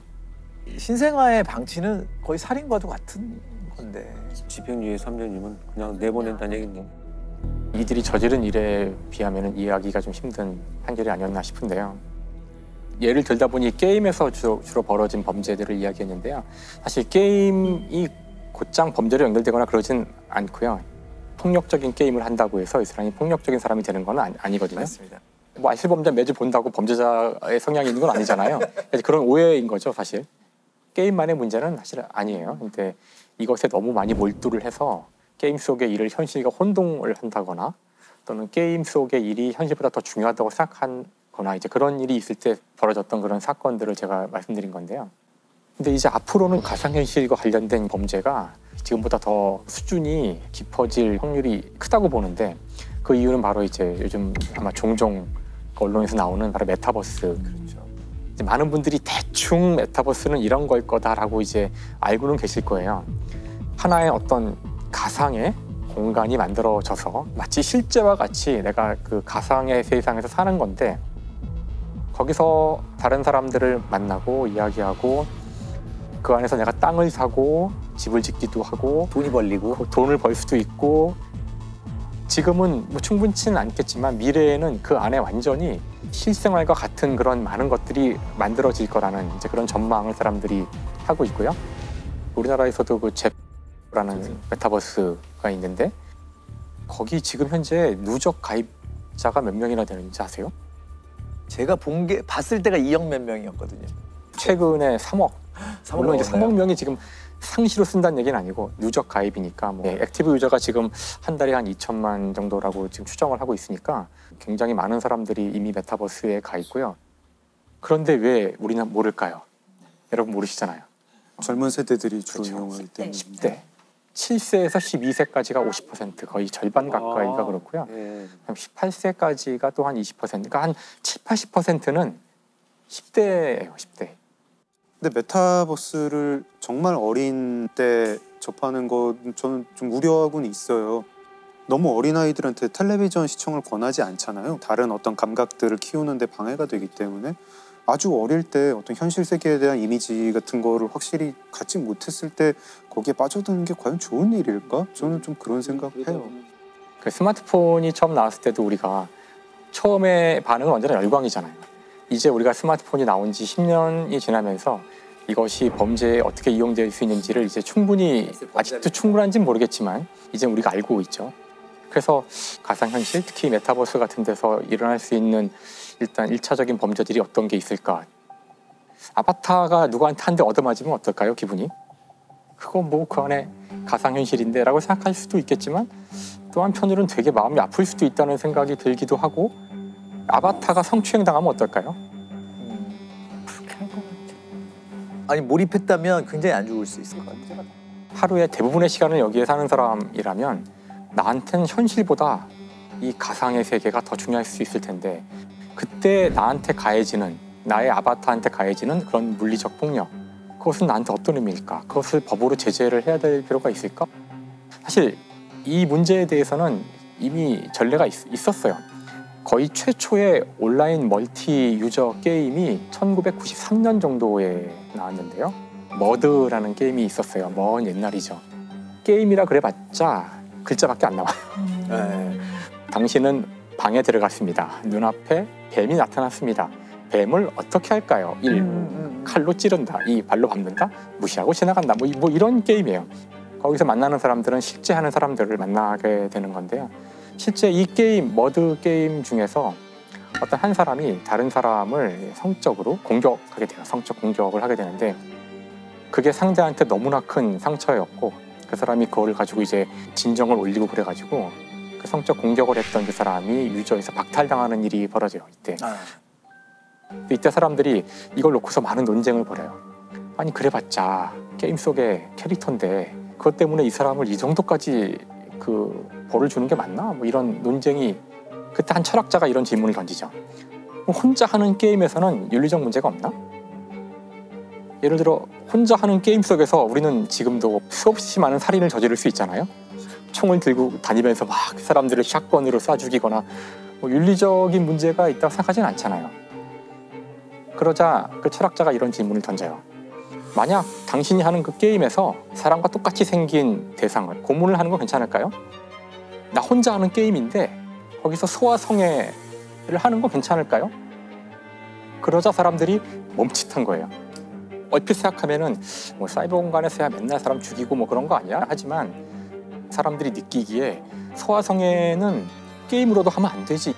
심지어는 범죄일지도 몰라. 이런 느낌이 확 든다는 거예요.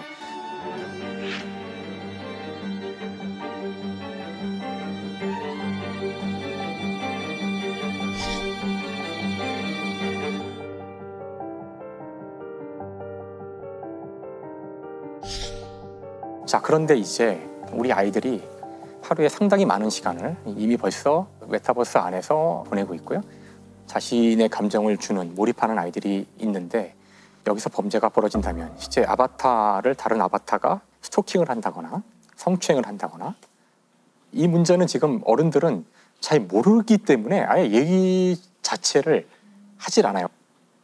실제로 이제 올해 22년 1월에 11살짜리 여자아이가 친구처럼 보이는 사람을 만난 거예요. 서로 이제 말도 트고 재밌게 지내고 그러는데 사실 그 친구인 줄 알았던 그 사람은 친구가 아니라 30대 중반의 남성이에요.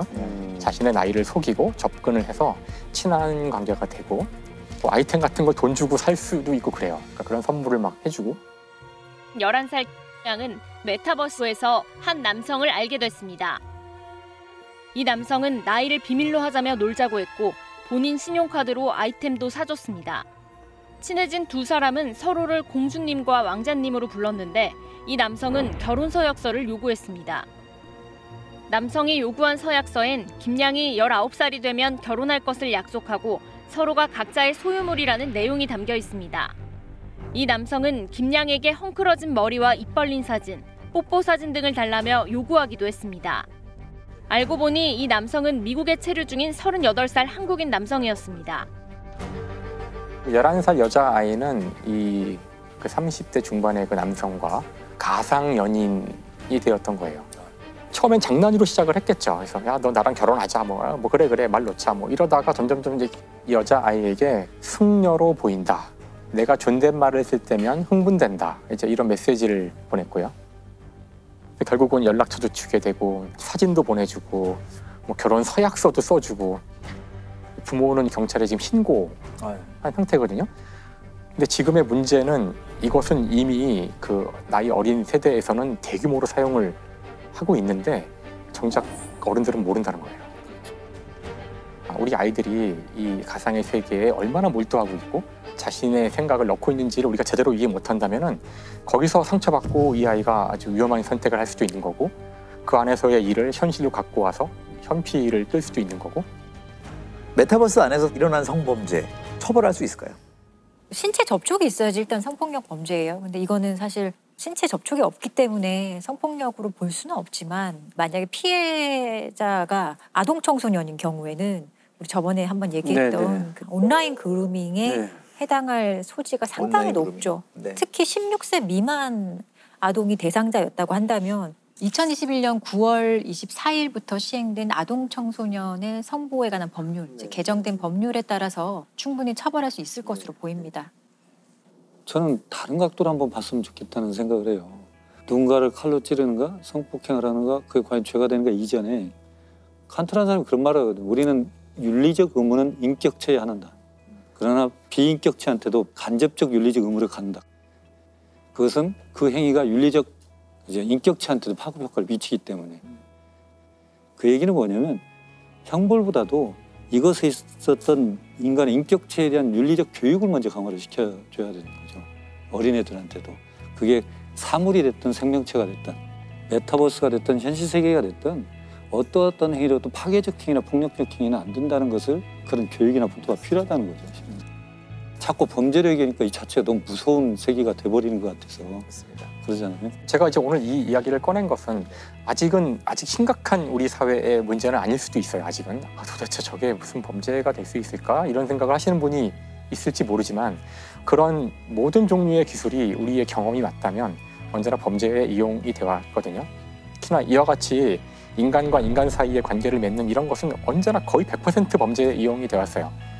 아직 좀 빠르다고 할 수도 있겠지만 또 한편으론 빠른 것이 아닌지도 모른다는 생각을 해서 오늘 제가 한번 생각해보자는 그런 취지로 이 이야기를 해봤습니다. 철저하게 좀 대응책 그리고 제가 준비를 좀 해야 될 때가 된 것 같아요. 네. 이제 다크웹이라는 게 그렇죠. 있잖아요. 다크웹이라는 게 정확히 어떤 걸까요? 서피스 웹, 우리가 그냥 검색으로 쉽게 찾을 수 있는 게 이제 웹사이트들이 서피스 웹이고 표면적인. 네, 그다음에 그 아래 딥웹. 거기는 예를 들면 넷플릭스 같이 찾을 수는 있지만 함부로 들어갈 수는 없는 거예요. 유료 웹들. 그 밑에 이제 다크 웹인데 그거는 특별 프로그램을 사용해서만 식별이 가능한 건데. 맞아요. 그래서 사실 다크웹에 접근할 수 있는 프로그램이 대표적인 게 이제 란 게 있어요. 그러면은 어떻게 하면 내가 이걸 접속하는데 나를 숨기고 접속할 수 있을까? 이제 그걸 제공하는 일종의 브라우저가 인 거예요. 그래서 를 통해서 접속을 하면 얘가 어떤 식으로 나를 여기 접속시켜 주냐면은 뭐 루마니아에 있는 컴퓨터를 통해서 그다음에 루마니아에서 뭐 중국에서 어디 뭐 칠레, 미국 그런 다음 들어가는 거죠. 그런 식으로 이렇게 가기 때문에 이쪽에서 이제 역으로 알아가려면 문제가 생겨서 역으로 이게 어디서 왔지 그러면은 저한테 바로 오는 게 아니라 일로 가는 거죠. 그러면 이걸 뒤지려면은 영장을 받아서 칠레에 가서 거기서부터 막히는구나. 칠레를 찾아도 또 중국에 제3자가 나를 알아내는 수 있는 방법은 거의 없다고 볼 수 있어요. 그러니까 이게 인터넷에 어두우면은 이제 이게 만약에 그 최근에 큰 문제가 됐던 이제 웰컴 투 비디오 같이 포르노를 보고 싶은데 자기를 노출하고 싶지 않잖아요. 그럴 때에도 사용될 수가 있는 거죠.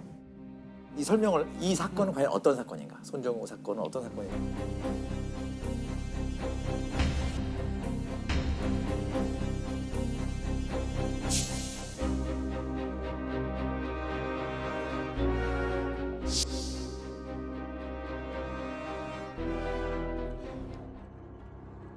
어떻게 1년 반 진짜 그거 상량 정말 납득이 저도 안 가더라고요. 왜 손정우가 그때 1년 6개월밖에 안 받았나라고 하면 네. 전과가 없는데 초범인데 실형을 하는 거 자체가 법원에서는 되게 센 거라고 생각해요. 만약에 손정우가 직접 아동 성착취물을 아동을 활용해서 촬영했다면 그건 훨씬 더 중하게 처벌했을 거예요.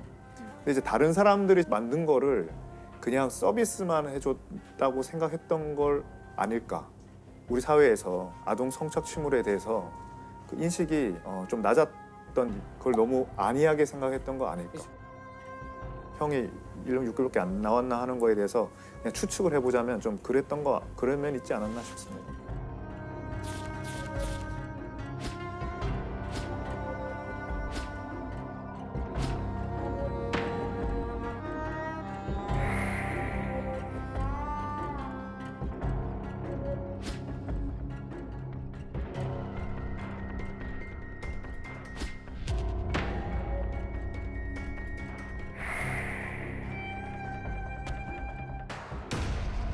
아마 그게 미국으로 갔으면은 형량이 엄청났을 거라고. 엄청났겠죠. 네. 그렇죠. 거기는 뭐 80몇 년, 100년 뭐 이렇게 때려버리잖아요. 그거를 저쪽에서 강하게 처벌하겠다는 의지를 드러냈는데 네. 그 미국에서는 9개의 범죄를 손정우한테 했는데 The sexual exploitation of children is one of the worst forms of evil imaginable, and the unsealing of the U.S. indictment against its administrator, Jong-woo Son. 그 중에 6번까지는 아동 성착취물에 관한 광고, 판매 뭐 이런 거였어요. 그러니까 우리도 그걸 다 처벌한 거예요. 형량은 너무 낮지만. 근데 딱 하나 안 한 게 자금 세탁법 위반이었던 거예요. 미국에. 그 죄 때문에 우리한테 범죄인 인도를 해달라 이렇게 요청을 했던 거죠. 근데 이제 이거를 막기 위해서 그 손정우 부친이 우리도 이걸 수사해서 기소를 해서 재판을 딱 해버리면 또 겹치니까. 예, 겹치니까 이제 범죄 인도 청구가 안 되는 거죠. 그렇게 하려고 자기가 자기 아들을 고소한 거예요.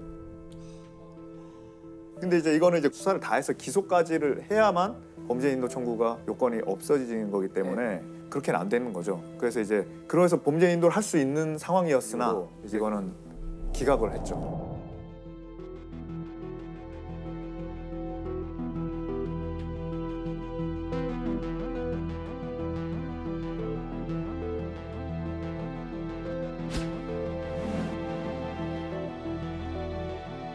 그 범죄인 인도 조약의 목적이 범죄 예방과 억제라 하더라도 거기에 국한된다 하더라도 그런 사람을 제대로 처벌해야 억제가 되고 예방이 되잖아요. 그렇죠. 네, 그런 측면에서 좀 비판을 많이 받았던 것 같습니다.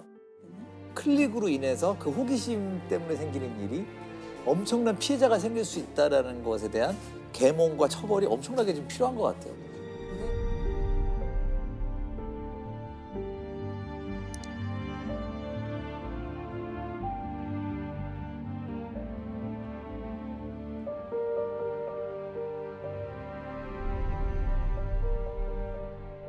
그러니까 인터넷 세상에서 또 새롭게 파생되는 범죄의 양태가 근데 가장 심각한 거는 저도 성에 관련된 범죄가 제일 크다는 생각이 들긴 해요. 왜냐면 그건 피해자한테 살인이거든요. 지울 수 없는 주원 글씨를 살인이라고 합니다. 남기는 거예요.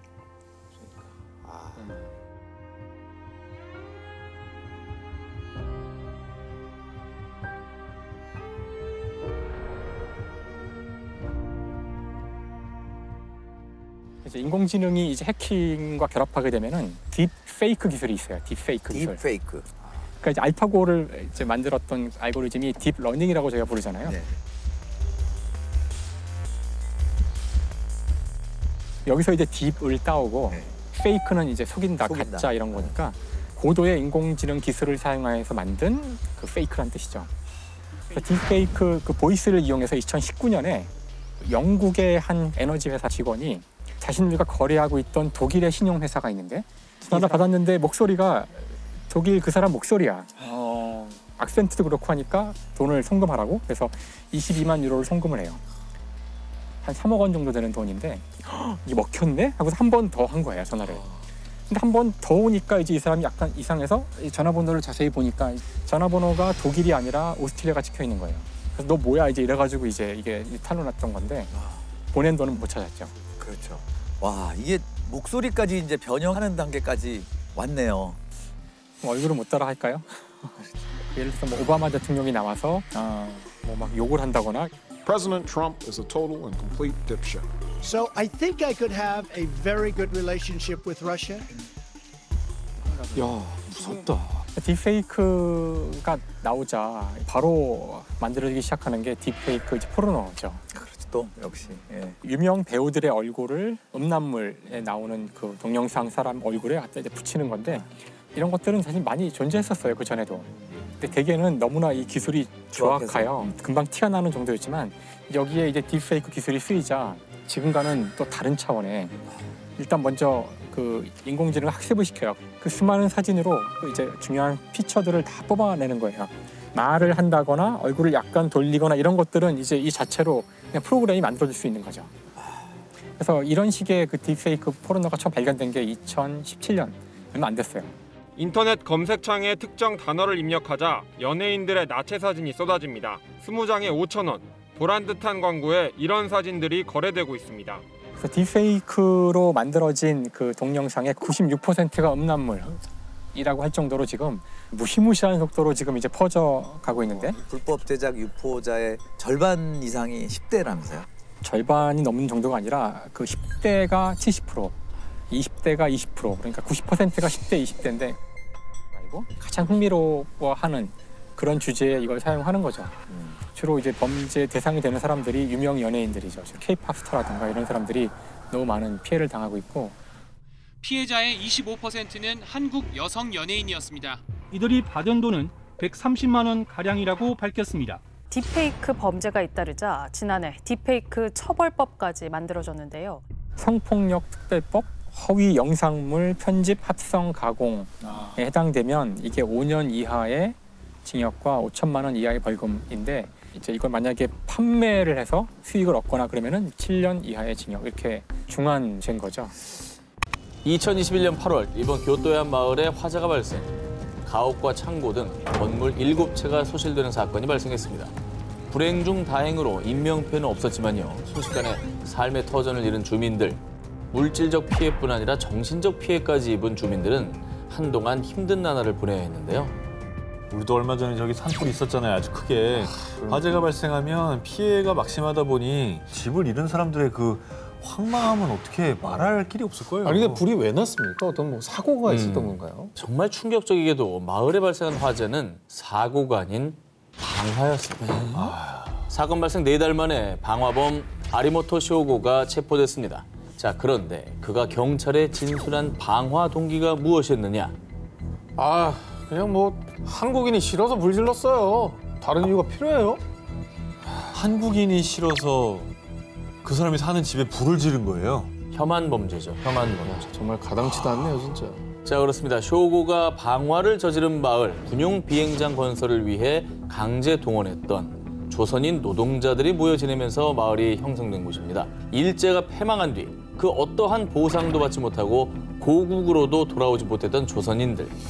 그리고 이젠 그 후손들이 살고 있는 통안의 눈물이 깃든 곳이 이곳입니다. 그런데 방화범 쇼고는 단지 한국인이 싫다는 이유로 그들의 소중한 삶의 터전을 앗아간 것이죠. 뿐만 아니라 이 방화로 인해 우토로 평화기념관의 전시 예정이었던 제1조선인 역사 자료 50여 점도 소실되고 말았습니다. 뭐 예전에 뭐 여러 다큐멘터리 프로그램도 있었지만 우토로 마을을 기억하자 이런 캠페인 같은 게 있었잖아요. 불낸 집에 사람이 있었으면 이거는 살인미수인 거잖아요. 그렇죠. 그나마 사람은 안 다쳐서 다행이라고 해야 되는 이걸 다행이라고 해야 되는 건지도 모르겠네요. 너무 황당하네요, 진짜. 자, 그런데 말이죠. 더욱 충격적인 건 이 쇼고의 혐한 범죄가 처음이 아니라는 사실입니다.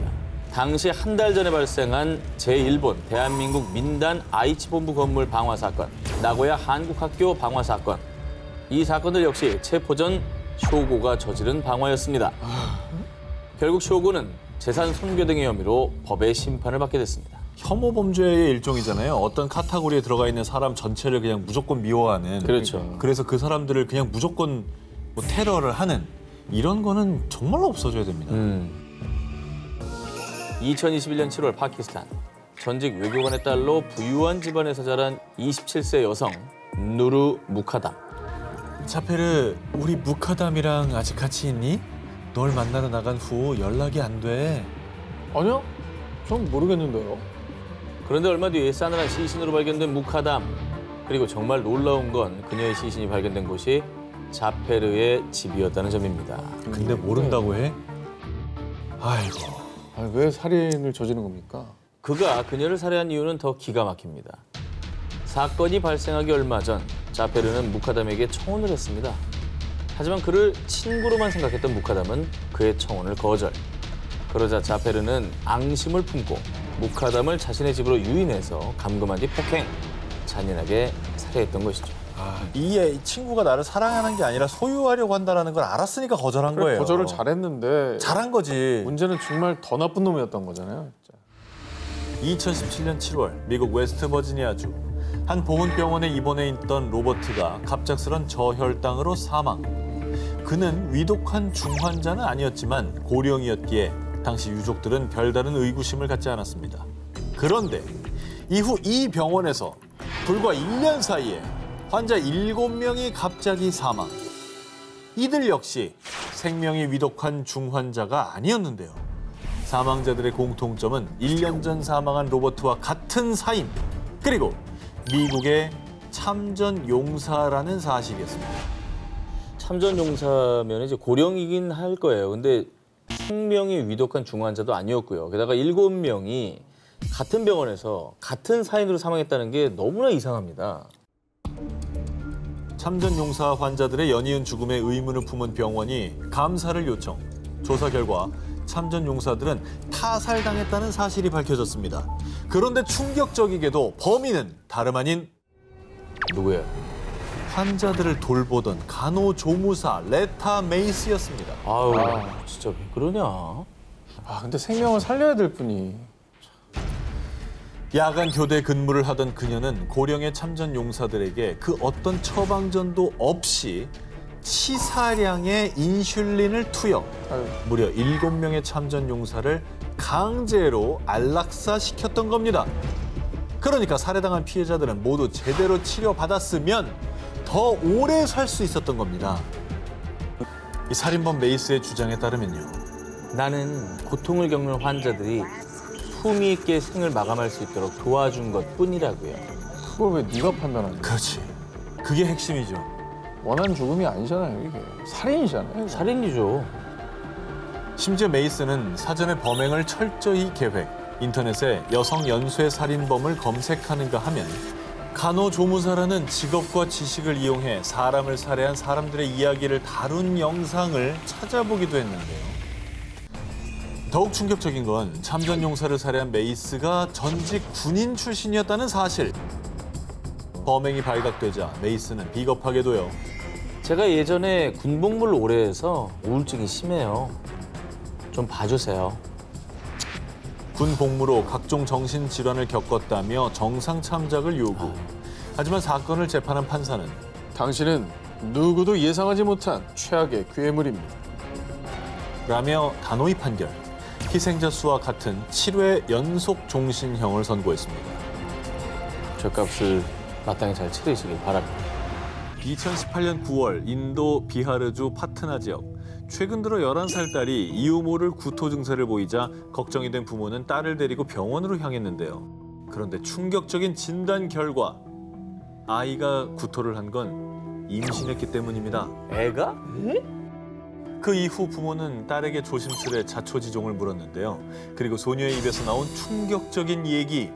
교장 선생님이 숙직실에서 저를 괴롭혔어요. 도가니네, 도가니. 딸을 임신하게 만든 사람은 다름 아닌 학교 교장이었던 겁니다. 진짜 아휴. 난 이게 제일 싫었어. 이 기사가. 왜냐면 내가 하면서 제일 싫었어. 그치. 2018년 7월 인도 비하르주 파트나 지역의 한 초등학교에 다니던 11살 소녀. 그러던 어느 날 잠깐 선생님을 좀 도와줄 수 있을까? 교사 아비셰크 쿠마르가 소녀를 숙직실로 부른 건데요. 그리고 소녀가 숙직실로 갔을 땐 교사 아비셰크가 아닌 학교 교장 아르빈드 쿠마르가 기다리고 있었고요. 뭐야 이거? 이후 그는 11살 소녀에게 끔찍한 만행을 저지르고 말았습니다. 저거 지옥이지 학교입니까 저거? 그렇게 된 거죠, 저의 아이한테. 저것도 어떻게 받아들여야 되지? 생지옥이야, 생지옥. 아니 11살 아이한테 무슨 짓이에요 이게? 11살 아이는 또 선생님 말 잘 듣는다고 또 갔을 거 아니에요. 선생님이잖아요. 기본적으로 선생님이 이게 말이 됩니까? 그렇게 교장 아르빈드는 7월부터 8월까지 최소 6차례에 걸쳐 소녀에게 몹쓸 만행을 이어갔던 겁니다. 그리고 결국 소녀는 원치 않는 임신까지 하게 됐던 거죠. 근데 어떻게 또 이거를 서로 짜고 그런 짓을 하지? 난 정말 이런 게 절대 다수가 이런 건 아닐 텐데 극소수일 텐데도 이런 건이 하나가 뉴스에 나오면 괜히 학교에 대한 믿음이 없어져요. 학교를 어떻게 보내나. 그러니까. 그리고 지난 2월 14일 인도 법원의 최종 판결. 교사 아비셰크에게는 약 75만 원의 벌금과 종신형이 또 교장 아르빈드에게는 약 150만 원의 벌금과 사형이 선고됐습니다. 사형시키면 뭐합니까? 이 소녀 인생 이미 굉장히 힘들어졌는데. 2011년 3월 11일 일본 미야기현 앞바다에서 발생한 규모 9.0의 동일본 대지진. 약 2만 명이 실종, 사망하고 무려 약 33만 명의 피난민이 발생했는데요. 피해가 정말 심각했었죠. 세계 언론에서도 대대적으로 보도를 했었고. 그 지진 피해 당한 주민들은 또 얼마나 힘들었겠습니까? 그렇습니다. 네. 규모 9.0의 강진 이후에도 계속된 여진으로 심각한 피해가 우려되는 상황. 하지만 일본은 잦은 지진 발생으로 재난 대피 매뉴얼이 비교적 잘 마련돼 있는 나라 아니겠습니까? 그렇죠. 일본 정부는 곧바로 지진 피해 주민들이 지낼 수 있는 난민 대피소를 마련. 많은 주민이 쑥대밭이 된 집에서 나와 대피소에 모여 생활했는데요. 뭐 대피소가 빨리 마련됐다니까 그나마 다행이다라는 생각이 듭니다. 네. 뭐 눈 붙이고 잘 수 있는 공간이 있는 거니까. 일단 안전하게 지내는 공간이죠. 네네. 그런데 말입니다. 동일본 대지진이 발생하고 10년이 흐른 지난 3월 11일 현지 방송사를 통해 전해진 충격적인 이야기. 우린 그때 그 기억으로 10년을 고통 속에 살았습니다. 우리가 그날 그리고 지금까지 잠에 들지 못한 건 지진 때문이 아니었다고요. 그렇다면 대피소에서 또 무슨 일이 있었다는 얘긴데요. 그 10년 동안. 또 너무 나쁜 상상을 막 하기 시작했는데요. 네. 자, 동일본 지진 당시 특히 피해가 컸던 후쿠시마, 이와테, 미야기현. 그곳의 재난 대피소에서 여성들이 놀랍게도 성폭행을 당했던 겁니다. 저 공간에서? 열악하고 또 열악한 프라이버시라고는 없는 난민 대피소. 일부 남성들은 밤만 되면 여성들이 누워있는 이불 속으로 들어와 끔찍한 짓을 벌였다고 합니다. 아니 대피소에 사람 많잖아요. 아니 저기서 왜 저기 쉬쉬할 일이냐고. 그러니까 저걸 어떻게 저렇게 열린 공간에서 저런 범죄가 일어나?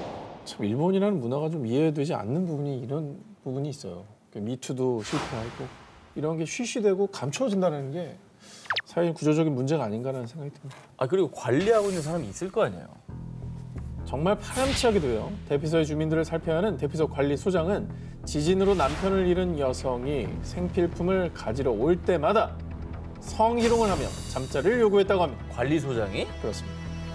심지어 성폭행 현장을 목격한 사람들도 못 본 척 외면했다고 하는데요. 저기는 진짜 지옥이네.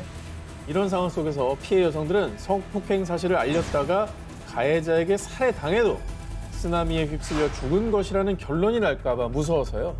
아무 말도 하지 못하고 그렇게 10년이라는 시간을 보낸 겁니다.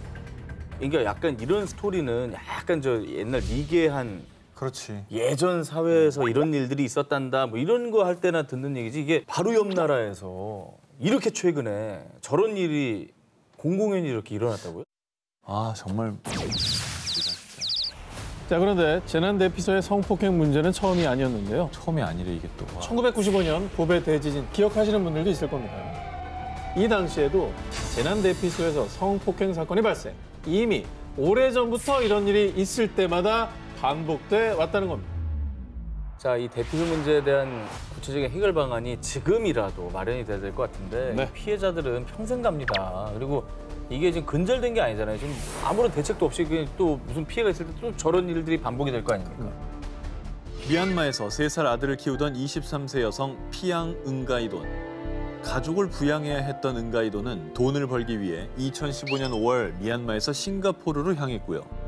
경찰관인 케빈 첼밤과 가이아티리 무루가얀 부부의 집에 가사 도우미로 취직했습니다. 아, 불안해. 그런데 그녀가 일을 시작한 지 1년이 조금 지난 2016년 7월 응가이돈이 사망하는 충격적인 사건이 발생했습니다. 부검 결과 응가이돈의 몸에서 31개의 흉터와 47개의 외상을 발견. 강도가 들었나요? 이게 너무 잔혹한데. 너무 안타깝네요. 어린 나이에 저렇게. 수많은 타살 의혹의 수사를 시작한 경찰. 그리고 다행히 집안 곳곳에 설치돼 있던 CCTV 안에 사건의 진실이 담겨 있었습니다. 응가이돈을 살해한 사람의 정체는 바로 그녀를 가사 도우미로 고용한 집주인 무루가얀이었습니다. CCTV에는 집주인이 응가이돈을 무참히 살해하는 현장을 포함해 응가이돈이 사망하기 전 35일 동안 계속해서 그녀를 학대하는 집주인의 만행이 고스란히 남아 있었습니다. 아니 경찰가 죽이려면? 그래, 집주인이. 경찰이라면서. 사실 집주인 무루가야는 응가이돈이 가사 도우미로 일하기 시작한 지 얼마 되지 않아서부터 행동이 굼뜨고 비위생적이며 너무 많이 먹는다며 폭력을 휘두르기 시작. 게다가 야, 너 허튼 짓 할 생각하지 마. 그리고 화장실 갈 때도 문 열어놓고 샤워할 때도 열어둬. 그리고요, 찬물을 끼얹거나 뜨거운 다리미를 던져 화상을 입히는 등 가학적인 폭행을 일삼았습니다. 고문한 거네 이건. 살인 미수 아닙니까? 왜 저러는 거예요 도대체? 집주인의 모진 학대와 폭력 속에서도 고향의 가족들을 생각하며 꿋꿋하게 버틴 은가이돈. 하지만 그녀는 2016년 7월 무르가얀과 무르가얀의 어머니에게 몇 시간에 걸쳐 폭행을 당하다 결국 24살의 젊은 나이에 숨을 거두고 말았습니다. 그리고 가사 도우미로 일하는 내내 식사조차 제대로 하지 못했던 은가이도는 사망 당시 몸무게가 24kg에 불과했다고 합니다. 24살 어엿한 성인이었는데 말이죠. 이건 뭐 학대를 얼마나 했으면. 근데 저렇게 학대를 당하고 힘들고 당장이라도 뛰쳐나가고 싶은 생각이 들 때도 가족 생각이 있었을 거예요. 조금만 참자, 조금만 참자. 이 사건에 싱가포르 검찰은 이토록 사악하고 완전히 비인간적인 방식으로 사람을 대한 극악무도한 사건이라고 대분노. 무르가얀에게 과실치사 등 28가지 혐의로 종신형을 구형했지만요. 그녀의 변호인단은 무르가얀이 당시 우울증을 앓고 있었고 그만해 우울증 좀. 강박성 인격장애 진단을 받았다고 주장하며 가명을 요청했다고 합니다. 정나에 고용한 본인의 가사 도우미고 이 직업을 가진 사람입니다. 노예가 아니거든요. 지금이 어떤 중세시대, 고대시대도 아닙니다. 정신 차려야 돼요, 이거. 진짜. 정신이 돌아올까도 참 의문이네요. 2008년 프랑스. 우울증과 불안, 발작 증세로 힘든 시간을 보내던 13살 소녀 줄리. 어느 날 줄리는 발작 증세로 병원에 이송되는 과정에서 친절한 소방관 아저씨 피에르를 만나게 됩니다.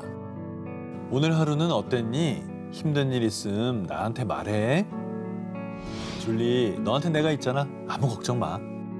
줄리에게 자주 연락해서 안부를 물으며 그녀를 살뜰히 보살폈습니다.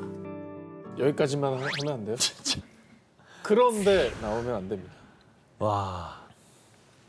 그런데 에이, 진짜.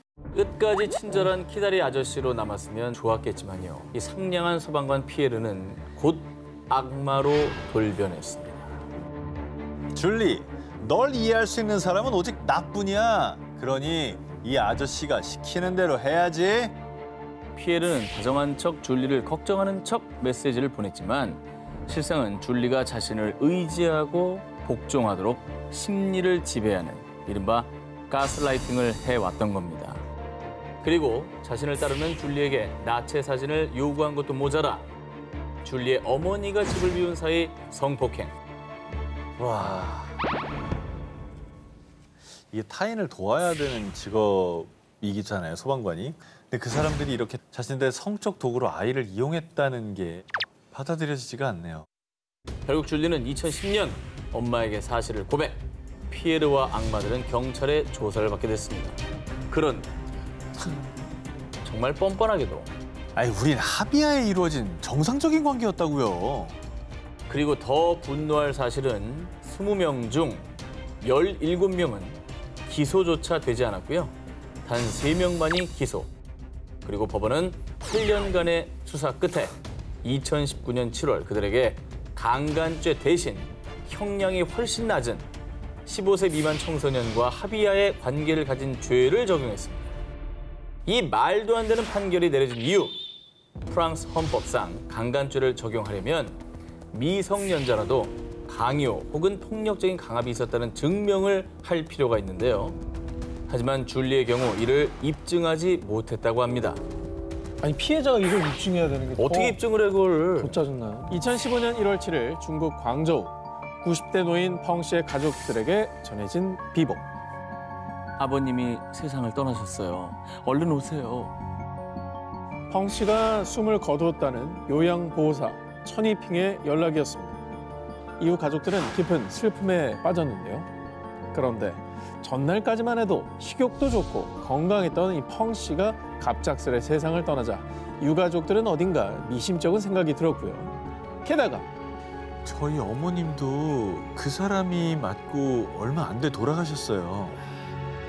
장례식장을 찾은 친척의 결정적 증언으로 가족들은 해당 사건을 공안에 신고. 이후 펑 씨의 사망 직후 사라진 한 사람을 긴급히 체포했습니다.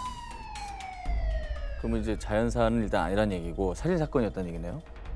그렇습니다. 펑씨 살인 사건의 용의자는 펑씨 사망 하루 전부터 펑씨를 돌보던 요양보호사 천이핑이었습니다. 그리고 체포 직후 그녀가 털어놓은 충격적인 진술. 하루라도 더 빨리 월급을 받으려고 내가 그 노인네 죽였어요. 그 월급을 빨리 받으려고 노인을 죽여요? 사람을 죽여? 공안 조사 결과 천이핑은 전문 자격증도 없던 가짜 요양보호사였습니다. 그녀가 서명한 계약서에는 근무 한 달을 다 채우지 않더라도 한 달치 임금 전액을 보장받는다라는 내용이 명시되어 있었던 겁니다. 일 들어가려고 죽인 거예요? 그렇습니다. 아까 이 사람이 맡았던 다른 어르신도 돌아가셨다 그랬잖아요. 그렇습니다. 가짜 요양보호사 천이핑이 펑씨를 맡기 전 펑씨의 친척 노인 2분을 담당했었는데요. 그들 역시 천이핑이 맡은 지 불과 하루 이틀 사이에 사망했었던 겁니다. 그런데 당시에는 살인사건이 아닌 노인들의 단순 급사로 마무리됐었던 거죠. 자, 그리고 더 충격적인 건요. 그녀가 노인을 살해한 뒤 받은 월급은 3,000위안, 한으로 약 50만 원 정도였다는 겁니다. 고작 50만 원 때문에 한 사람의 소중한 목숨을 빼앗은 거네요. 당신은 인간의 자격조차 없는 악마 그 자체입니다. 2021년 2월 28일 미국 오하이오주에 위치한 한 경찰서에 아이가 사라졌다는 실종 신고가 접수됐습니다. 당시 경찰서장은 사건 경위를 조사하기 위해 신고자들에게 아이의 마지막 모습에 대해 물었는데요. 그러자 자신이 엄마라고 밝힌 브리테니 고스니는요.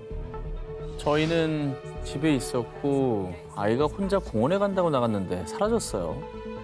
그리고 엄마 고스니의 남자친구라고 밝힌 제임스 해밀턴은 이렇게 답했습니다. 글쎄요, 제가 마지막으로 본 게 언제였더라? 기억이 안 나는데요. 아이가 실종된 것 치고는 이상하리만큼 차분한 말투에 두 사람의 진술이 일치하지 않자 경찰서장은 신고한 이들을 의심, 강하게 추궁했는데요. 그러자 고스니의 입에서 나온 충격적인 고백. 그래요. 사실 제가 죽였어요. 사건은 실종 신고 이틀 전으로 돌아갑니다. 세 자녀와 함께 한 공원으로 나들이를 떠난 엄마 고스니. 공원에 도착한 그녀는 6살 아들 제임스 허치슨을 혼자 버려두고 나머지 자녀들만 차에 태운 채 그대로 출발한 건데요. 버린 거예요? 버린 거예요? 왜 쟤만 놔두고? 혼자 버려지자 겁에 질려 다급하게 자동차 문 손잡이를 잡고 매달린 허친슨. 그런데 말입니다. 엄마 고스니는 이를 보고도 전혀 동요하지 않고 냉정하게 속력을 냈습니다. 결국 허친슨은 자동차에 매달린 상태로 끌려가다가 도로 위에 내팽개쳐졌고요. 떨어지면서 머리를 크게 부딪혀 결국 사망하고 말았습니다. 어머머머. 그리고 그 충격적인 장면을 차 뒷좌석에서 다른 두 아이들이 똑똑히 보고 있었습니다. 문 손잡이를 잡고 달렸다고 그랬잖아요. 근데 이게 본능적으로 알았던 것 같아요. 나 버려지겠구나. 그래서 간절하게 잡았던 게 아닌가. 그렇게 매달린 아이를 또 달고 달린 거 아닙니까? 도로 위에 쓰러진 허친슨을 보고도 외면하고 사라졌던 고스니는 30분 뒤 다시 공원으로 돌아왔습니다. 사망한 아들의 흔적을 없애기 위해서요. 다음 날 새벽 남자친구인 해밀턴과 함께 아들 허친슨의 시신을 강에 유기했습니다. 그리고는 그날 아침 아무 일도 없었다는 듯 뻔뻔하게 실종 신고를 한 건데요. 너무 충격적이네. 유기까지 하고 실종 신고를 태연히 한다. 야, 이거는 뭐 부모 자격을 떠나서 인간이길 포기한 사람이다. 인간 자격이 없는 거죠. 근데 아들을 왜 죽인 겁니까? 아들을 죽인 잔혹한 엄마 고스니. 하지만 그녀는요. 남자친구가 애들을 버리라고 시켰다고요. 남자친구가 시켜서 한 짓이라고 주장. 게다가 나머지 두 자녀도 유기할 계획이었다고 하는데요. 이런 끔찍한 짓을 저지르고도 후회하지 않는다는 태도로 일관. 결국 고스니는 살인, 과실치사, 사체 유기, 증거 조작 등의 혐의로 구금된 상태라고 합니다. 남은 두 자녀들 역시 충격이 이만저만이 아닐 것 같습니다. 정상적인 사고를 못할 것 같아요. 차 안에서 엄마인 고스니의 범행을 고스란히 모두 지켜봐야 했던 두 자녀는 현재 보호시설에서 심리치료와 보살핌을 받고 있다고 하고요.